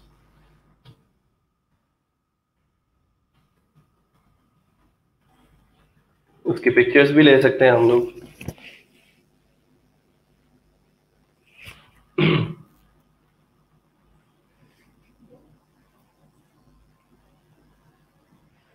इसका टेक्स्ट भी उठा सकते हैं अगर हमें कोई यहाँ से टेक्स्ट मिल जाता है, यही उठा लें, बेशक आपकी अपनी मर्जी है। फिलहाल मैंने इसको कॉपी किया, यहाँ पे पेस्ट किया, ठीक है। आपकी अपनी मर्जी है, आपने इसको जैसे भी मैनेज करना है। इसके अंदर कोई पिक्चर शिक्चर लगाते हैं हम, तो ये पिक्चर हमने डाउनलोड कर ली यहाँ से, सेव इमेज एज, ऐसे भी कर सकते हैं आप लोग। और डायरेक्टली इस फाइल को भी हम इंटरनेट से लगा सकते हैं। जैसे open image in new tab किया तो ये इमेज न्यू टैब में ओपन हो गई, ठीक है। तो इसका यूआरएल ये वाला कॉपी कर लिया, इस यूआरएल से भी डायरेक्ट ये पिक्चर लग सकती है। जैसे मैं इसकी फीचर्ड इमेज में जाता हूँ, फीचर्ड इमेज सेलेक्ट की, तो अपलोड फाइल्स के ऊपर अगर क्लिक करते हैं, ये मीडिया लाइब्रेरी है, इधर सेक्शन था, अगर मैं यहाँ पे आता हूँ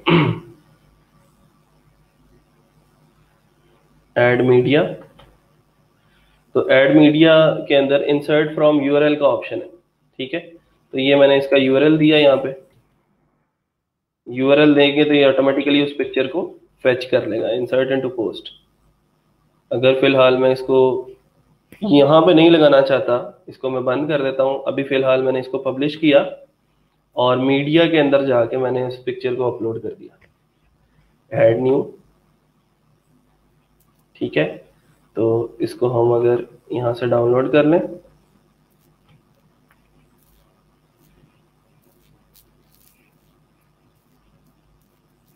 तो यहाँ से भी लगा सकते हैं, ठीक है।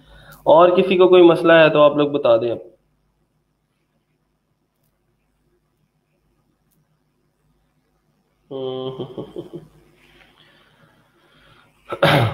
पोस्ट के अंदर जाके आईफोन को दोबारा से एडिट किया और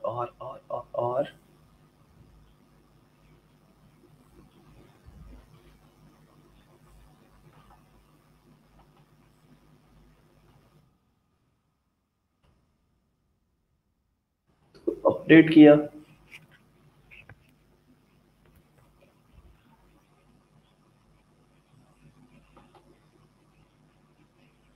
तो हमारे पास अब इसकी कैटेगरी सिलेक्ट कर लें, जरा इसकी कैटेगरी में रख लेता हूँ, let suppose mobile phones, main category है इसकी इलेक्ट्रॉनिक्स। इलेक्ट्रॉनिक्स ना रखें, मोबाइल फोन्स इसकी कैटेगरी रखें और इसको अपडेट कर दें। और इस पोस्ट, अब मैं मेन वेबसाइट पे जब जाऊंगा तो ये हमारी मेन वेबसाइट है। तो इस मेन वेबसाइट के ऊपर आपको ये एक कंट्री वाला सेक्शन नजर आ रहा है, तो कंट्री वाले सेक्शन के अंदर हमारी सारी कंट्री की पोस्टें आ गई। अच्छा, फिर उसके बाद इलेक्ट्रॉनिक्स के अंदर मोबाइल फोन्स पे जाएंगे तो मोबाइल फोन वाली पोस्टें आ जाएंगी, फिर कंट्री वाली नहीं आएंगी। देखें जरा आईफोन, ठीक है, उसमें पिक्चर भी लगी हुई है। तो ये फायदा है कैटेगराइज करने का अपनी जो कंटेंट है उसको, और जो हमारा वेबसाइट है उसके अंदर जो कैटेगरीज हैं वो डिजाइन इस तरह से कर सकते हैं हम। और किसी को कोई मसला है तो बताएं, मैं आप लोगों के क्वेश्चंस देख लूं अभी फिलहाल, क्या क्वेश्चंस हैं जी।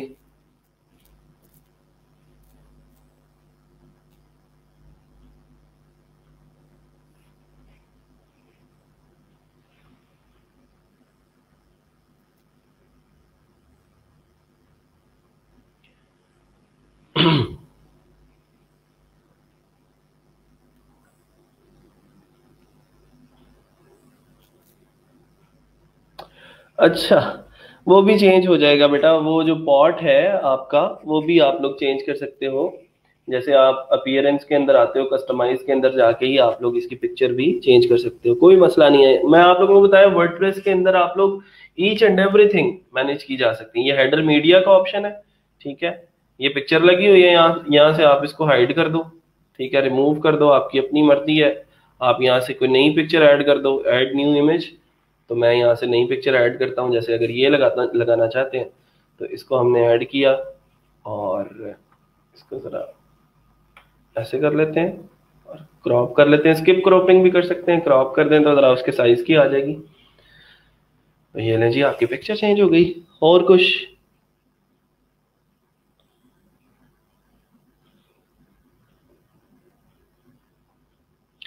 साइट टाइटल कैसे चेंज किया था वो भी देख लें। इसको मैंने पब्लिश किया, फिलहाल वापस आए तो ये मैं गया था कस्टमाइज के अंदर। अपीयरेंस के अंदर हमारा सेक्शन है कस्टमाइज का, मैं दोबारा से बता देता हूँ। ये अपीयरेंस है, तो अपीयरेंस के अंदर एक सब सेक्शन है कस्टमाइज, और ये हमारे पास साइट आइडेंटिटी है ई रोजगार बैच 10। यहां से चेंज कर सकते हैं आप लोग इसको। सर जब सब वर्डप्रेस में हो जाता है फिर HTML CSS, ये बहुत सवाल पूछते हैं सब लोग कि जब सारा कुछ हम वर्डप्रेस में कर सकते हैं तो फिर हम HTML और CSS का इस्तेमाल क्यों करते हैं, PHP क्यों यूज करते हैं। तो उनको हमेशा से मैं कहता हूँ कि बेटा वर्डप्रेस खुद से PHP के अंदर बना हुआ है और PHP वर्डप्रेस की भी अम्मा है। तो आप लोगों को जब कुछ चीजें ऐसी होती हैं, क्लाइंट की कुछ रिक्वायरमेंट्स ऐसी होती हैं जहां पे वर्डप्रेस अपने हाथ खड़े कर लेता है और वर्डप्रेस जो है आपके पास रिस्ट्रिक्शंस आ जाती हैं कि वर्डप्रेस पे आप वो काम नहीं कर सकते, तो वहां पे आपको अपनी HTML CSS या फिर PHP की स्किल्स का होना बहुत जरूरी है, जो फिर आपको बैकएंड के ऊपर सपोर्ट करेंगी। और उनको यूज करके फिर आप लोग क्या कर सकते हैं कि बड़ी बड़ी वेबसाइट्स बना सकते हैं और क्लाइंट की रिक्वायरमेंट के मुताबिक आप लोग जो है वो चेंजिंग कर सकते हैं।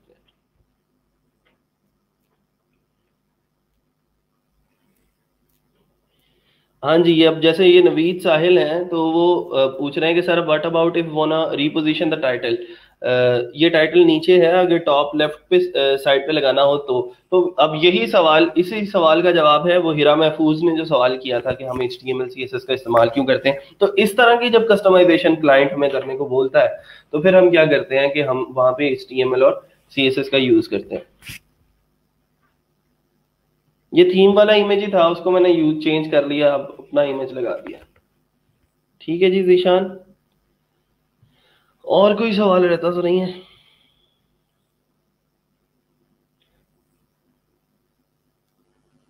सर जो आपकी वेबसाइट है रिव्यूज वाली, उसमें आपने एक एक प्रोडक्ट के जो रिव्यू दिए हैं प्रोज एंड कॉन्स, वो एज अ पोस्ट पब्लिश किए हैं या पेज बनवाए? वो एज अ पोस्ट ही पब्लिश किए। थीम लगाना कैसे है? तो थीम कैसे लगाना है जी, अपीयरेंस के अंदर थीम्स वाला सेक्शन, तो वहां से हम अपना थीम चेंज कर सकते हैं। WordPress classic editor is good, we can learn with same flow and symmetry, thanks sir. हाँ जी, इसीलिए मैंने आप लोगों को क्लासिक एडिटर पे ही जो है वो चीजें सिखानी है, क्योंकि वर्ल्ड वाइड यही यूज होता है। ले जी, मैंने इसको यहाँ से थीम चेंज कर लिया, 2020 कर लिया, तो अब इस वेबसाइट की जो फ्लो है वो चेंज हो जाएगा, उसका जो सारा स्ट्रक्चर है वो चेंज हो जाएगा। तो देखें जी, अब ये स्ट्रक्चर है उसका, iPhone 7, ये जो पोस्टें हम करते रहे हैं वो यहाँ पे आपको मेन पेज पे शो होती रहेंगी। यहाँ तक किसी को कोई मसला, कोई प्रॉब्लम, थीम चेंज करना भी आ गया, नए थीम्स भी लगा सकते हैं ना आप। यहाँ से ऐड न्यू के ऊपर क्लिक करके आपको वर्डप्रेस की डायरेक्टरी में जो है वो मिल जाएंगे। HTML और CSS को वर्डप्रेस में कैसे यूज करेंगे, सारे सवाल आज ही पूछ लेना। अच्छा, ये अपीयरेंस के अंदर गए, ये थीम एडिटर है, इसके अंदर आपकी सारी की सारी जो फाइल्स हैं वो आपको मिल जाएंगी। ओए होए, गो बैक कर दिया थीम एडिटर के अंदर जाके। वैसे आपने इसको छेड़ना नहीं है, लेकिन चले मैं फिर भी थोड़ा सा, अब सवाल पूछते हो तो फिर मुझे जवाब तो देना पड़ता है ना। तो यहाँ पे आप लोगों को कुछ चीजें मिल जाएंगी, ये देखो जरा, ये style.css है, ये इसकी फाइल है, फिर ये क्लासेस हैं बनी हुई, तो ये सारी CSS की कोडिंग हुई है। इसमें जहाँ पे भी जाके आपने इसकी चेंजिंग वगैरह करनी है, ये HTML का टैग लगा है, बॉडी को उसने टारगेट किया, उसका बॉर्डर नन कर दिया, मार्जिन 0 कर दिया, पैडिंग 0 कर दिया।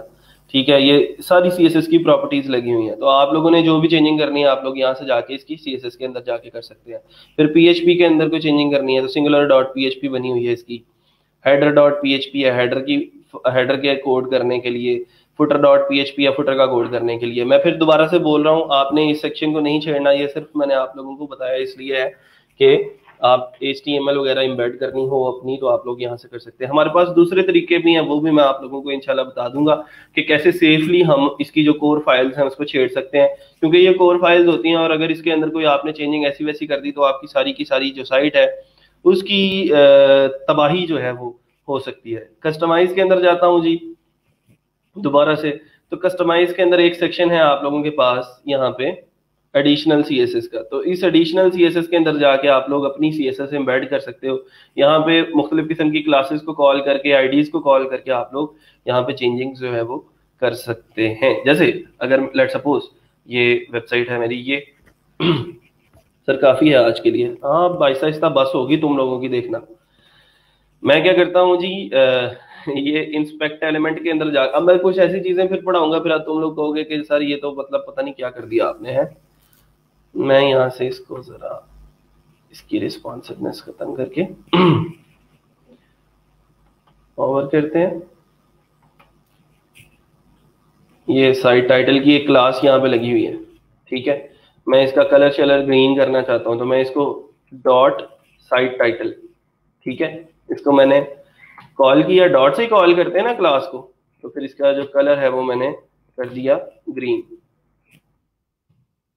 लो जी, वो कलर ग्रीन हो गया। तो समझ आ गई सीएसएस क्यों यूज करते हैं और कैसे यूज करते हैं। इसको हमने कर दिया यहाँ से पब्लिश।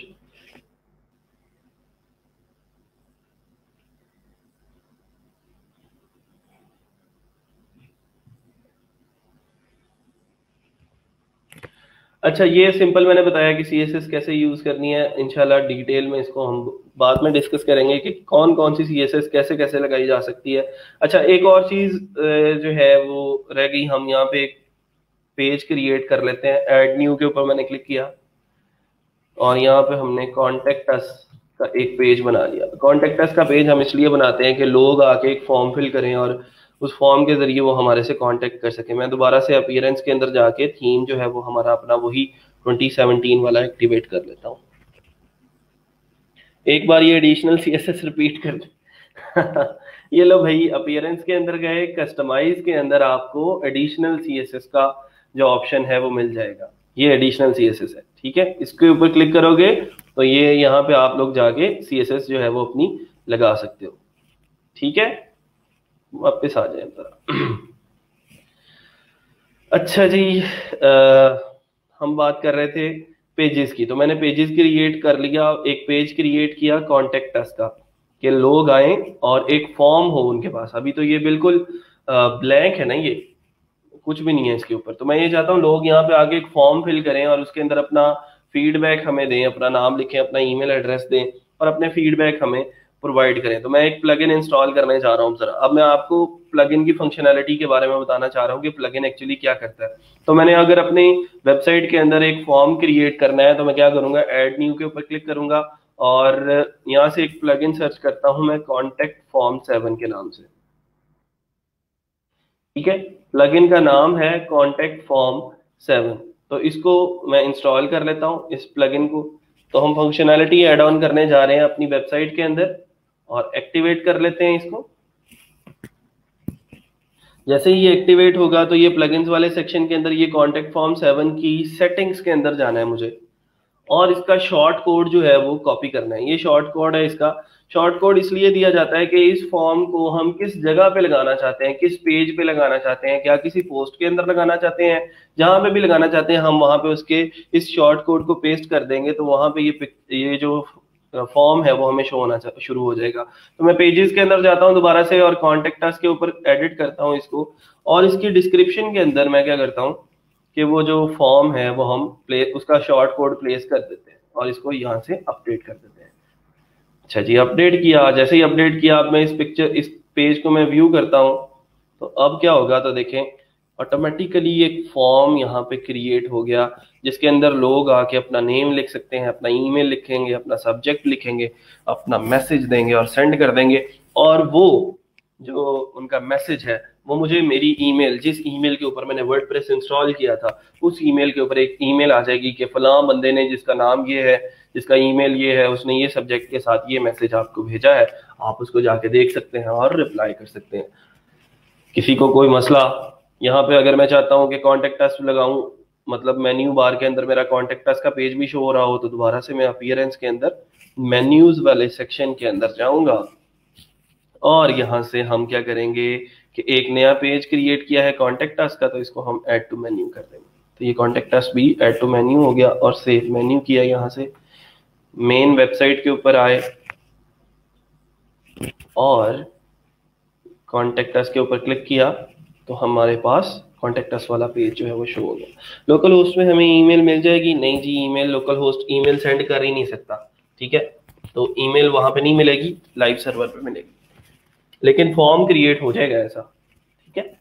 यहाँ तक किसी को कोई मसला, कोई प्रॉब्लम, कोई कंफ्यूजन है तो आप लोग बता दें। इतना काम अभी के अभी सब लोग करके दिखाएं मुझे, और फिर हम आगे चलते हैं। क्लियर है सब लोगों को? हाँ जी, गौहर साहब कहाँ हैं आप? गौहर साहब को क्लियर हो गया तो इसका मतलब यह है कि मैं दुनिया के हर इंसान को पढ़ा सकता हूँ अगर मेरी बात उनको समझ आ जाती है तो।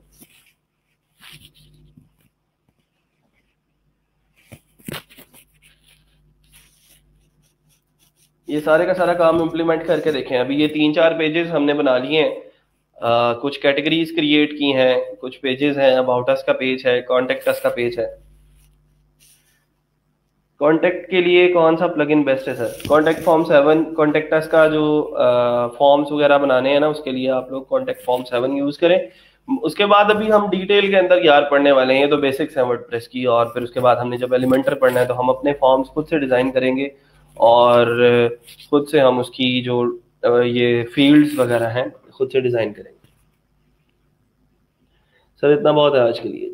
ठीक है जी, I have done, very good, clear हो गया, गुड, ठीक है जी। अभी थोड़ा सा जो है वो आप लोगों को इस पेज से चलना पड़ेगा, थोड़ा सा भागना पड़ेगा। दौड़ना तो शुरू कर दिया आप लोगों ने, अब थोड़ा सा भागना पड़ेगा, क्योंकि ये रोजाना बहुत सारी नई चीजें लर्न कर रहे होंगे आप लोग। वर्डप्रेस आज से 3 दिन पहले जब हम जुमे को पढ़ रहे थे इंस्टॉलेशन इसकी, तो शायद सब लोगों के लिए नया था। अब आप लोग कम से कम एक अच्छी सी जो है वो वेबसाइट बना सकते हैं। मैंने जो चीजें बताई हैं उनको जरा इम्प्लीमेंट करके देखना है आप घर पे बैठ के आप लोगों ने, और इनको इनके साथ पंगे लेके देखने हैं। कोई नए पेजेस बना लिए, उसमें कोई कंटेंट डाल लिया, कोई नया फॉर्म क्रिएट कर लिया, कोई नई पोस्ट ऐड कर ली, उसमें उसके देखे कि पोस्ट के कौन कौन से फीचर्स हैं, अगर मैं इस पेज को एडिट करना चाहता हूँ तो कैसे कैसे कर सकता हूँ। तो आप लोगों ने क्या करना है कि सिंपल इम्प्लीमेंटेशन करके देखनी है, पंगे लेने हैं। ज्यादा से ज्यादा क्या होगा, लैपटॉप फट जाएगा, इससे ज्यादा और कुछ नहीं होने वाला।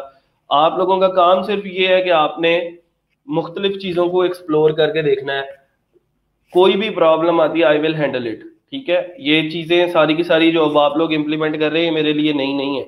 मैं आप लोगों को पहले भी क्लियर कर चुका हूँ कि मैं पिछले 3-3.5 साल से आप लोगों को पढ़ा रहा हूँ, ऐसे ही स्टूडेंट्स को पढ़ा रहा हूँ। तो आप लोगों को जो भी प्रॉब्लम्स आनी है मैं उन लोगों को बीसियों दफा ऑलरेडी सॉल्व करवा चुका हूँ। आप लोगों का इंटेंट क्या है सीखने का, आप लोगों का जो बिहेवियर है उससे आप लोग जो है वो डिसाइड करेंगे कि आपने कितना सीखना है।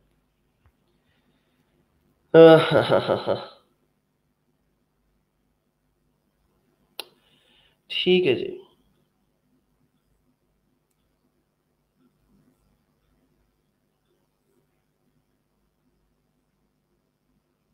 I have got new joggers ready to run and even ready to fly as well. Very good.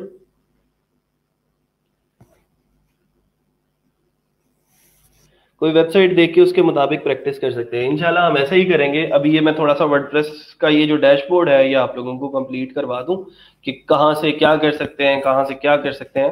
फिर उसके बाद ऐसे ही करेंगे, हम कोई साइट सामने रख लेंगे कि जी हमने इस वेबसाइट जैसी वेबसाइट बनानी है, तो सेम उसकी कॉपी बनाएंगे फिर हम। सर जी और करवा दें, थोड़ा फास्ट चले। तू जरा थोड़ा सा धीरा हो जा भाई, बाकी सब लोगों को साथ लेके चलना है। सर जी मैं पुराने वाला वर्डप्रेस यूज कर रहा हूँ, न्यू वाले में एरर आ रहा है। आई डोंट नो कौन सा एरर आ रहा है, या तो दिखा लो मुझे। जब लाइव आने का कहता हूँ तब आप लोगों के सारे प्रॉब्लम सॉल्व हो जाते हैं, तो उसको देख लो क्या मसला आ रहा है। अगर चल रहा है अभी वर्डप्रेस तो ठीक है, उसको चलाओ, फिर प्रैक्टिस करो। और जो काम आप लोगों को आज करवाया है उसको उसकी और ज्यादा एक्सप्लोरेशन करके देखो। पोस्ट वाले सेक्शन को और ज्यादा एक्सप्लोर करो, ठीक है, मीडिया को एक्सप्लोर करो। तो ये चीजें फिर इंशाल्लाह आहिस्ता आहिस्ता क्लियर होती जाएंगी। ठीक है, गुड। कोई क्वेश्चन है किसी का तो आप लोग पूछ सकते हैं।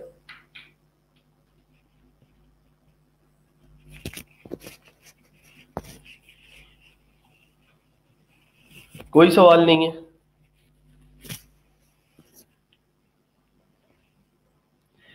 बेहतरीन हो गया सर। बस वर्डप्रेस डैशबोर्ड मेन्यूज बता दें आगे। तो ये देखें जी, सिंपल आपका ये जो डैशबोर्ड है इसके अंदर ये मेन्यूज वाला सेक्शन है। यहाँ पे जाके आप मुख्तलिफ किस्म के मेन्यू बना सकते हैं। हेडर पे कौन सा मेन्यू लगाना है, फुटर में कौन सा मेन्यू लगाना है, उसके अंदर कौन कौन सी चीजें ऐड अप करनी है। तो आपने यहाँ से उनको जो है वो, अगर मैं होम वाला सेक्शन है उसको ऐड टू मेन्यू करना चाहता हूँ तो ऐड टू मेन्यू कर दूंगा। इसको ऊपर लेके जाना है, नीचे लेके जाना है, इसको ड्रैग ड्रैग एंड ड्रॉप में लेके जाना है, ड्रैग करना है। तो ये इस तरह की चीजें जो है आप लोग खुद से मैनेज कर सकते हैं। कॉन्टेक्ट अस है तो अबाउट अस के बिल्कुल साथ में कॉन्टेक्ट अस लगा देता हूँ, फिर कंट्री है और फिर इलेक्ट्रॉनिक्स के ड्रॉप डाउन आ रहे हैं। तो इसकी तरतीब वगैरह भी आप लोग यहाँ से सेटअप कर सकते हैं। ये कल के सवाल में आएगा इंशाल्लाह। परफेक्ट सर, अच्छा जी, किसी वेबसाइट को साथ रख के कॉपी करेंगे तो परफेक्ट रहेगा। हाँ जी इंशाल्लाह। सर यहाँ कमेंट्स में पिक्चर कोई अपलोड नहीं होती, आई डोंट नो क्यों नहीं होती, लेकिन पिक्चर क्या करनी है, आप मुझे इनबॉक्स कर दिया करो अगर कुछ दिखाना होता है ऐसा तो। ठीक है सर, पोस्ट और पेजेस में डिफरेंस है, मैं अभी डिटेल टॉपिक है कि पोस्ट और पेजेस में क्या डिफरेंस है, इसको मैं डिटेल में इंशाल्लाह किसी दिन पढ़ाऊंगा। सर सब कैटेगरीज देख दें, एक ये क्या लिखा है, दिखा दें एक और सेट कर। अच्छा, सब कैटेगरी कैसे सेटअप करनी है, ये पोस्ट है तो पोस्ट के अंदर ये कैटेगरीज वाला सेक्शन है, ठीक है। इसके अंदर मैं एक जो है वो कैटेगरी बना रहा हूँ एलईडी टीवी, ठीक है, एलईडी टीवी की, और उसकी मैं पेरेंट कैटेगरी रख रहा हूँ इलेक्ट्रॉनिक्स। बस इतना सा काम किया, ऐड न्यू कैटेगरी कर दी। तो देखें एलईडी टीवी जो है वो इलेक्ट्रॉनिक्स के नीचे ये आ रहा है, ये थोड़ी सी लाइन लगी हुई है, इसका मतलब ये सब कैटेगरी है। फिर इसको अगर मेन्यू में भी ऐड करना है तो दोबारा से अपीयरेंस के अंदर जाके, मेन्यूज के अंदर जाके आप लोग कैटेगरीज वाले सेक्शन में जाएंगे तो यहाँ से व्यू ऑल करते हैं, और ये एलईडी टीवी है, इसको चेक किया, ऐड टू मेन्यू कर दिया, तो ये मेन्यू में ऐड तो हो गई है, लेकिन ये मेन इसी जगह पे आ रही है, तो इसको थोड़ा सा ड्रैग करेंगे ताकि ये इसके ड्रॉप डाउन में शो हो। इसको हम सेव मेन्यू कर देते हैं, हो गई जी। इसको हम यहाँ से चेक करना हो तो ये हमारा मेन वेबसाइट है, इस मेन वेबसाइट के अंदर ये इलेक्ट्रॉनिक्स के ड्रॉप डाउन में अब एलईडी टीवी भी आ चुका है।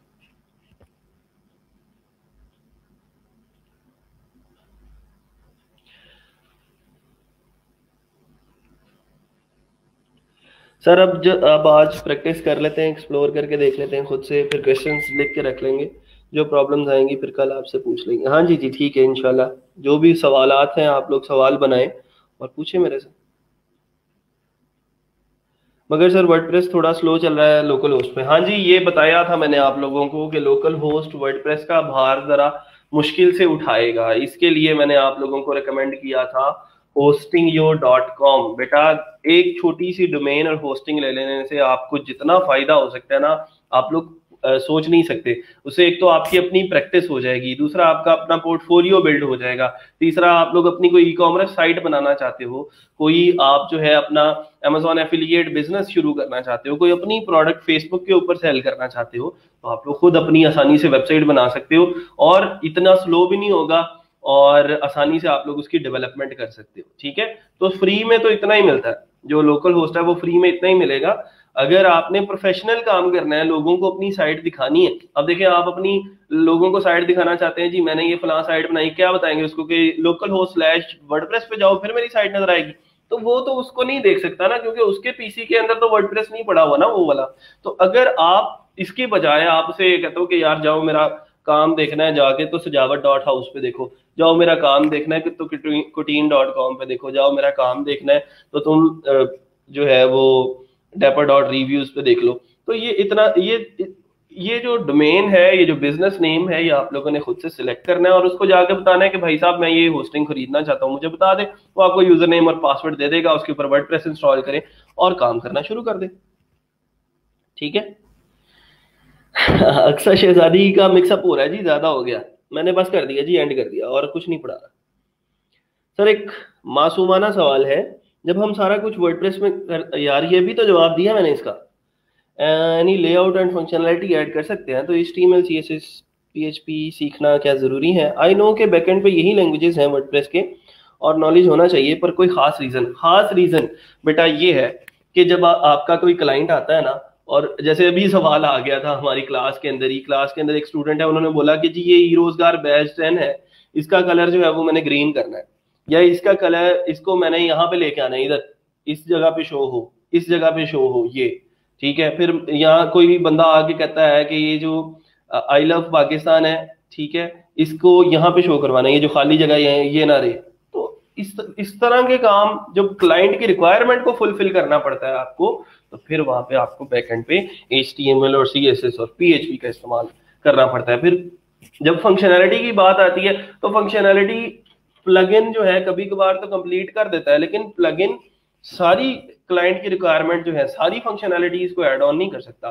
तो वहां पे कस्टम फंक्शनैलिटी ऐड ऑन करवानी पड़ेगी फिर आपको PHP एम्बेड करके। तो इसलिए HTML, CSS, PHP, डेटाबेसेस, इनका नॉलेज होना बहुत जरूरी है अगर आपने वर्डप्रेस के अंदर डेवलपमेंट करनी है। तो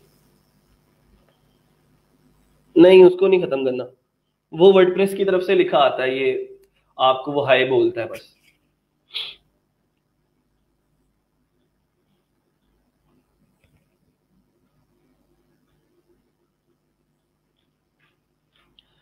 होस्टिंग योर नहीं है, होस्टिंग यो है बेटा, HOSTIN, होस्टिंग यो, YO, ठीक है, hostingyo.com।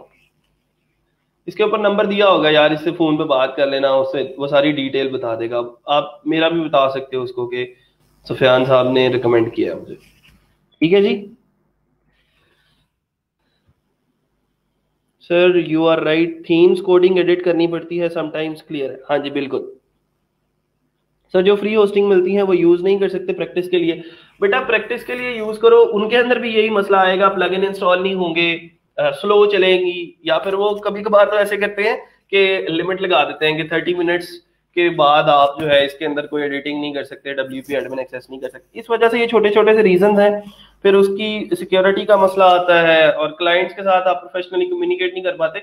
इस वजह से मैं आप लोगों को रिकमेंड नहीं कर रहा। ठीक है तो वो फ्री, लेकिन उस फ्री के नुकसानात भी हैं। फिर जब थीम चेंज करेंगे तो मेन मेन्यू भी चेंज हो जाएगा, वो फिर उस थीम के हवाले से उसका मेन मेन्यू का जो भी सेक्शन होगा उस थीम का, वो उस मेन मेन्यू में चला जाएगा। सर गौर साहब का क्लास में होना भी एक रहमत है, क्लास को इंटरटेन करते रहते हैं। हाँ जी बिल्कुल ऐसे ही है,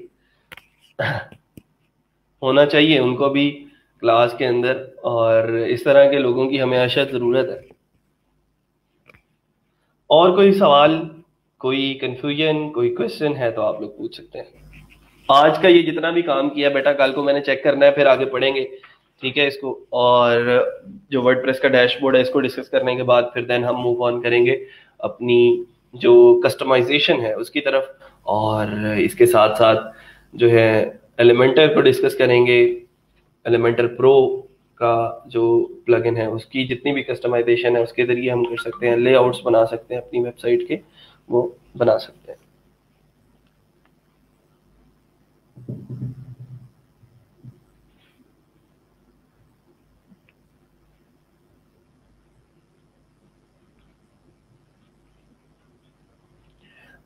सर अब बंदा क्वेश्चन भी ना करे, लोग पता नहीं क्या समझ। नहीं नहीं, क्वेश्चन करें जी, आपको पूरा हक है सवाल करने का और सीखने का। जो ज्यादा पूछता है वही ज्यादा सीखता है। लेकिन गौहर साहब मैं थोड़ी सी गुजारिश ये करूंगा कि कोई भी काम पूछने से पहले थोड़ा सा प्रैक्टिस किया करें उसको, और थोड़ा सा सर्च कर लिया करें उसके ऊपर कि क्या ये सवाल करना बनता है या नहीं, या फिर क्या ये पहले से इस चीज का जिक्र हमारी क्लास में तो नहीं हो चुका।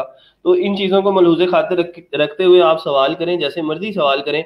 मैं हमेशा से सवालों को जो है वो वेलकम करता हूँ, और मेरी कोशिश होती है कि हमारी जो क्लास है वही जो है वो सवाल जवाब की ही क्लास हो, ताकि आप लोगों को और ज्यादा से ज्यादा चीजें सीखने का मौका मिले। ठीक है, लेकिन जब आप रिसर्च करके सवाल पूछेंगे तो मुझे भी जवाब देने में मजा आएगा।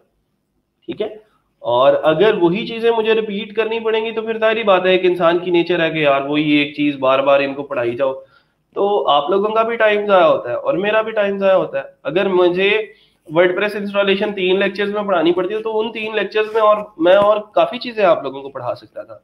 ठीक है, तो बस इतनी सी गुजारिश है कि जो भी सवाल करे थोड़ा सा उसके बैकएंड के ऊपर मुझे रिसर्च नजर आनी चाहिए आपकी, कि आपने पहले खुद से ट्राई किया इसको सॉल्व करने के लिए, और देन मेरे पास आके आपने सवाल पूछा। ठीक है जी, आज के लिए फिर इतना ही। अगर किसी का कोई सवाल नहीं है तो फिर हम आज के सेशन को यहीं पे एंड करते हैं, और कल को इंशाल्लाह वर्डप्रेस का जो डैशबोर्ड है उसको और ज़्यादा डिटेल के अंदर डिस्कस करेंगे। आज के लिए इतना ही, इंशाल्लाह मिलते हैं छोटी सी ब्रेक के बाद। मैं पोस्ट कर देता हूँ, उसके अंदर आप लोगों ने फीडबैक लाजमी देना है, जो भी आपने नई चीज़ें लर्न की हैं, और उसके रिलेटेड आप लोग अपना जो भी कमेंट्स हैं वो किया करें, ताकि जो स्टूडेंट्स अभी हमारी क्लास में ऐसे हैं जो जिनको हम डी इनरोल करने वाले हैं कुछ दिनों में, क्योंकि वो क्लास अटेंड नहीं कर रहे या फिर वो सीरियस नहीं है, तो हम उनको ग्रुप से रिमूव भी करेंगे और डी इनरोल भी करेंगे, तो उनके लिए भी मोटिवेशन है। और आप लोगों का फीडबैक भी मेरे लिए बहुत ज़रूरी है कि आप लोगों को क्या चीज़ें नई लर्न करने के लिए मिलती हैं और नया क्या होता है उसमें। आज के लिए इतना ही, इंशाल्लाह मिलते हैं छोटी सी ब्रेक के बाद। अल्लाह हाफिज़।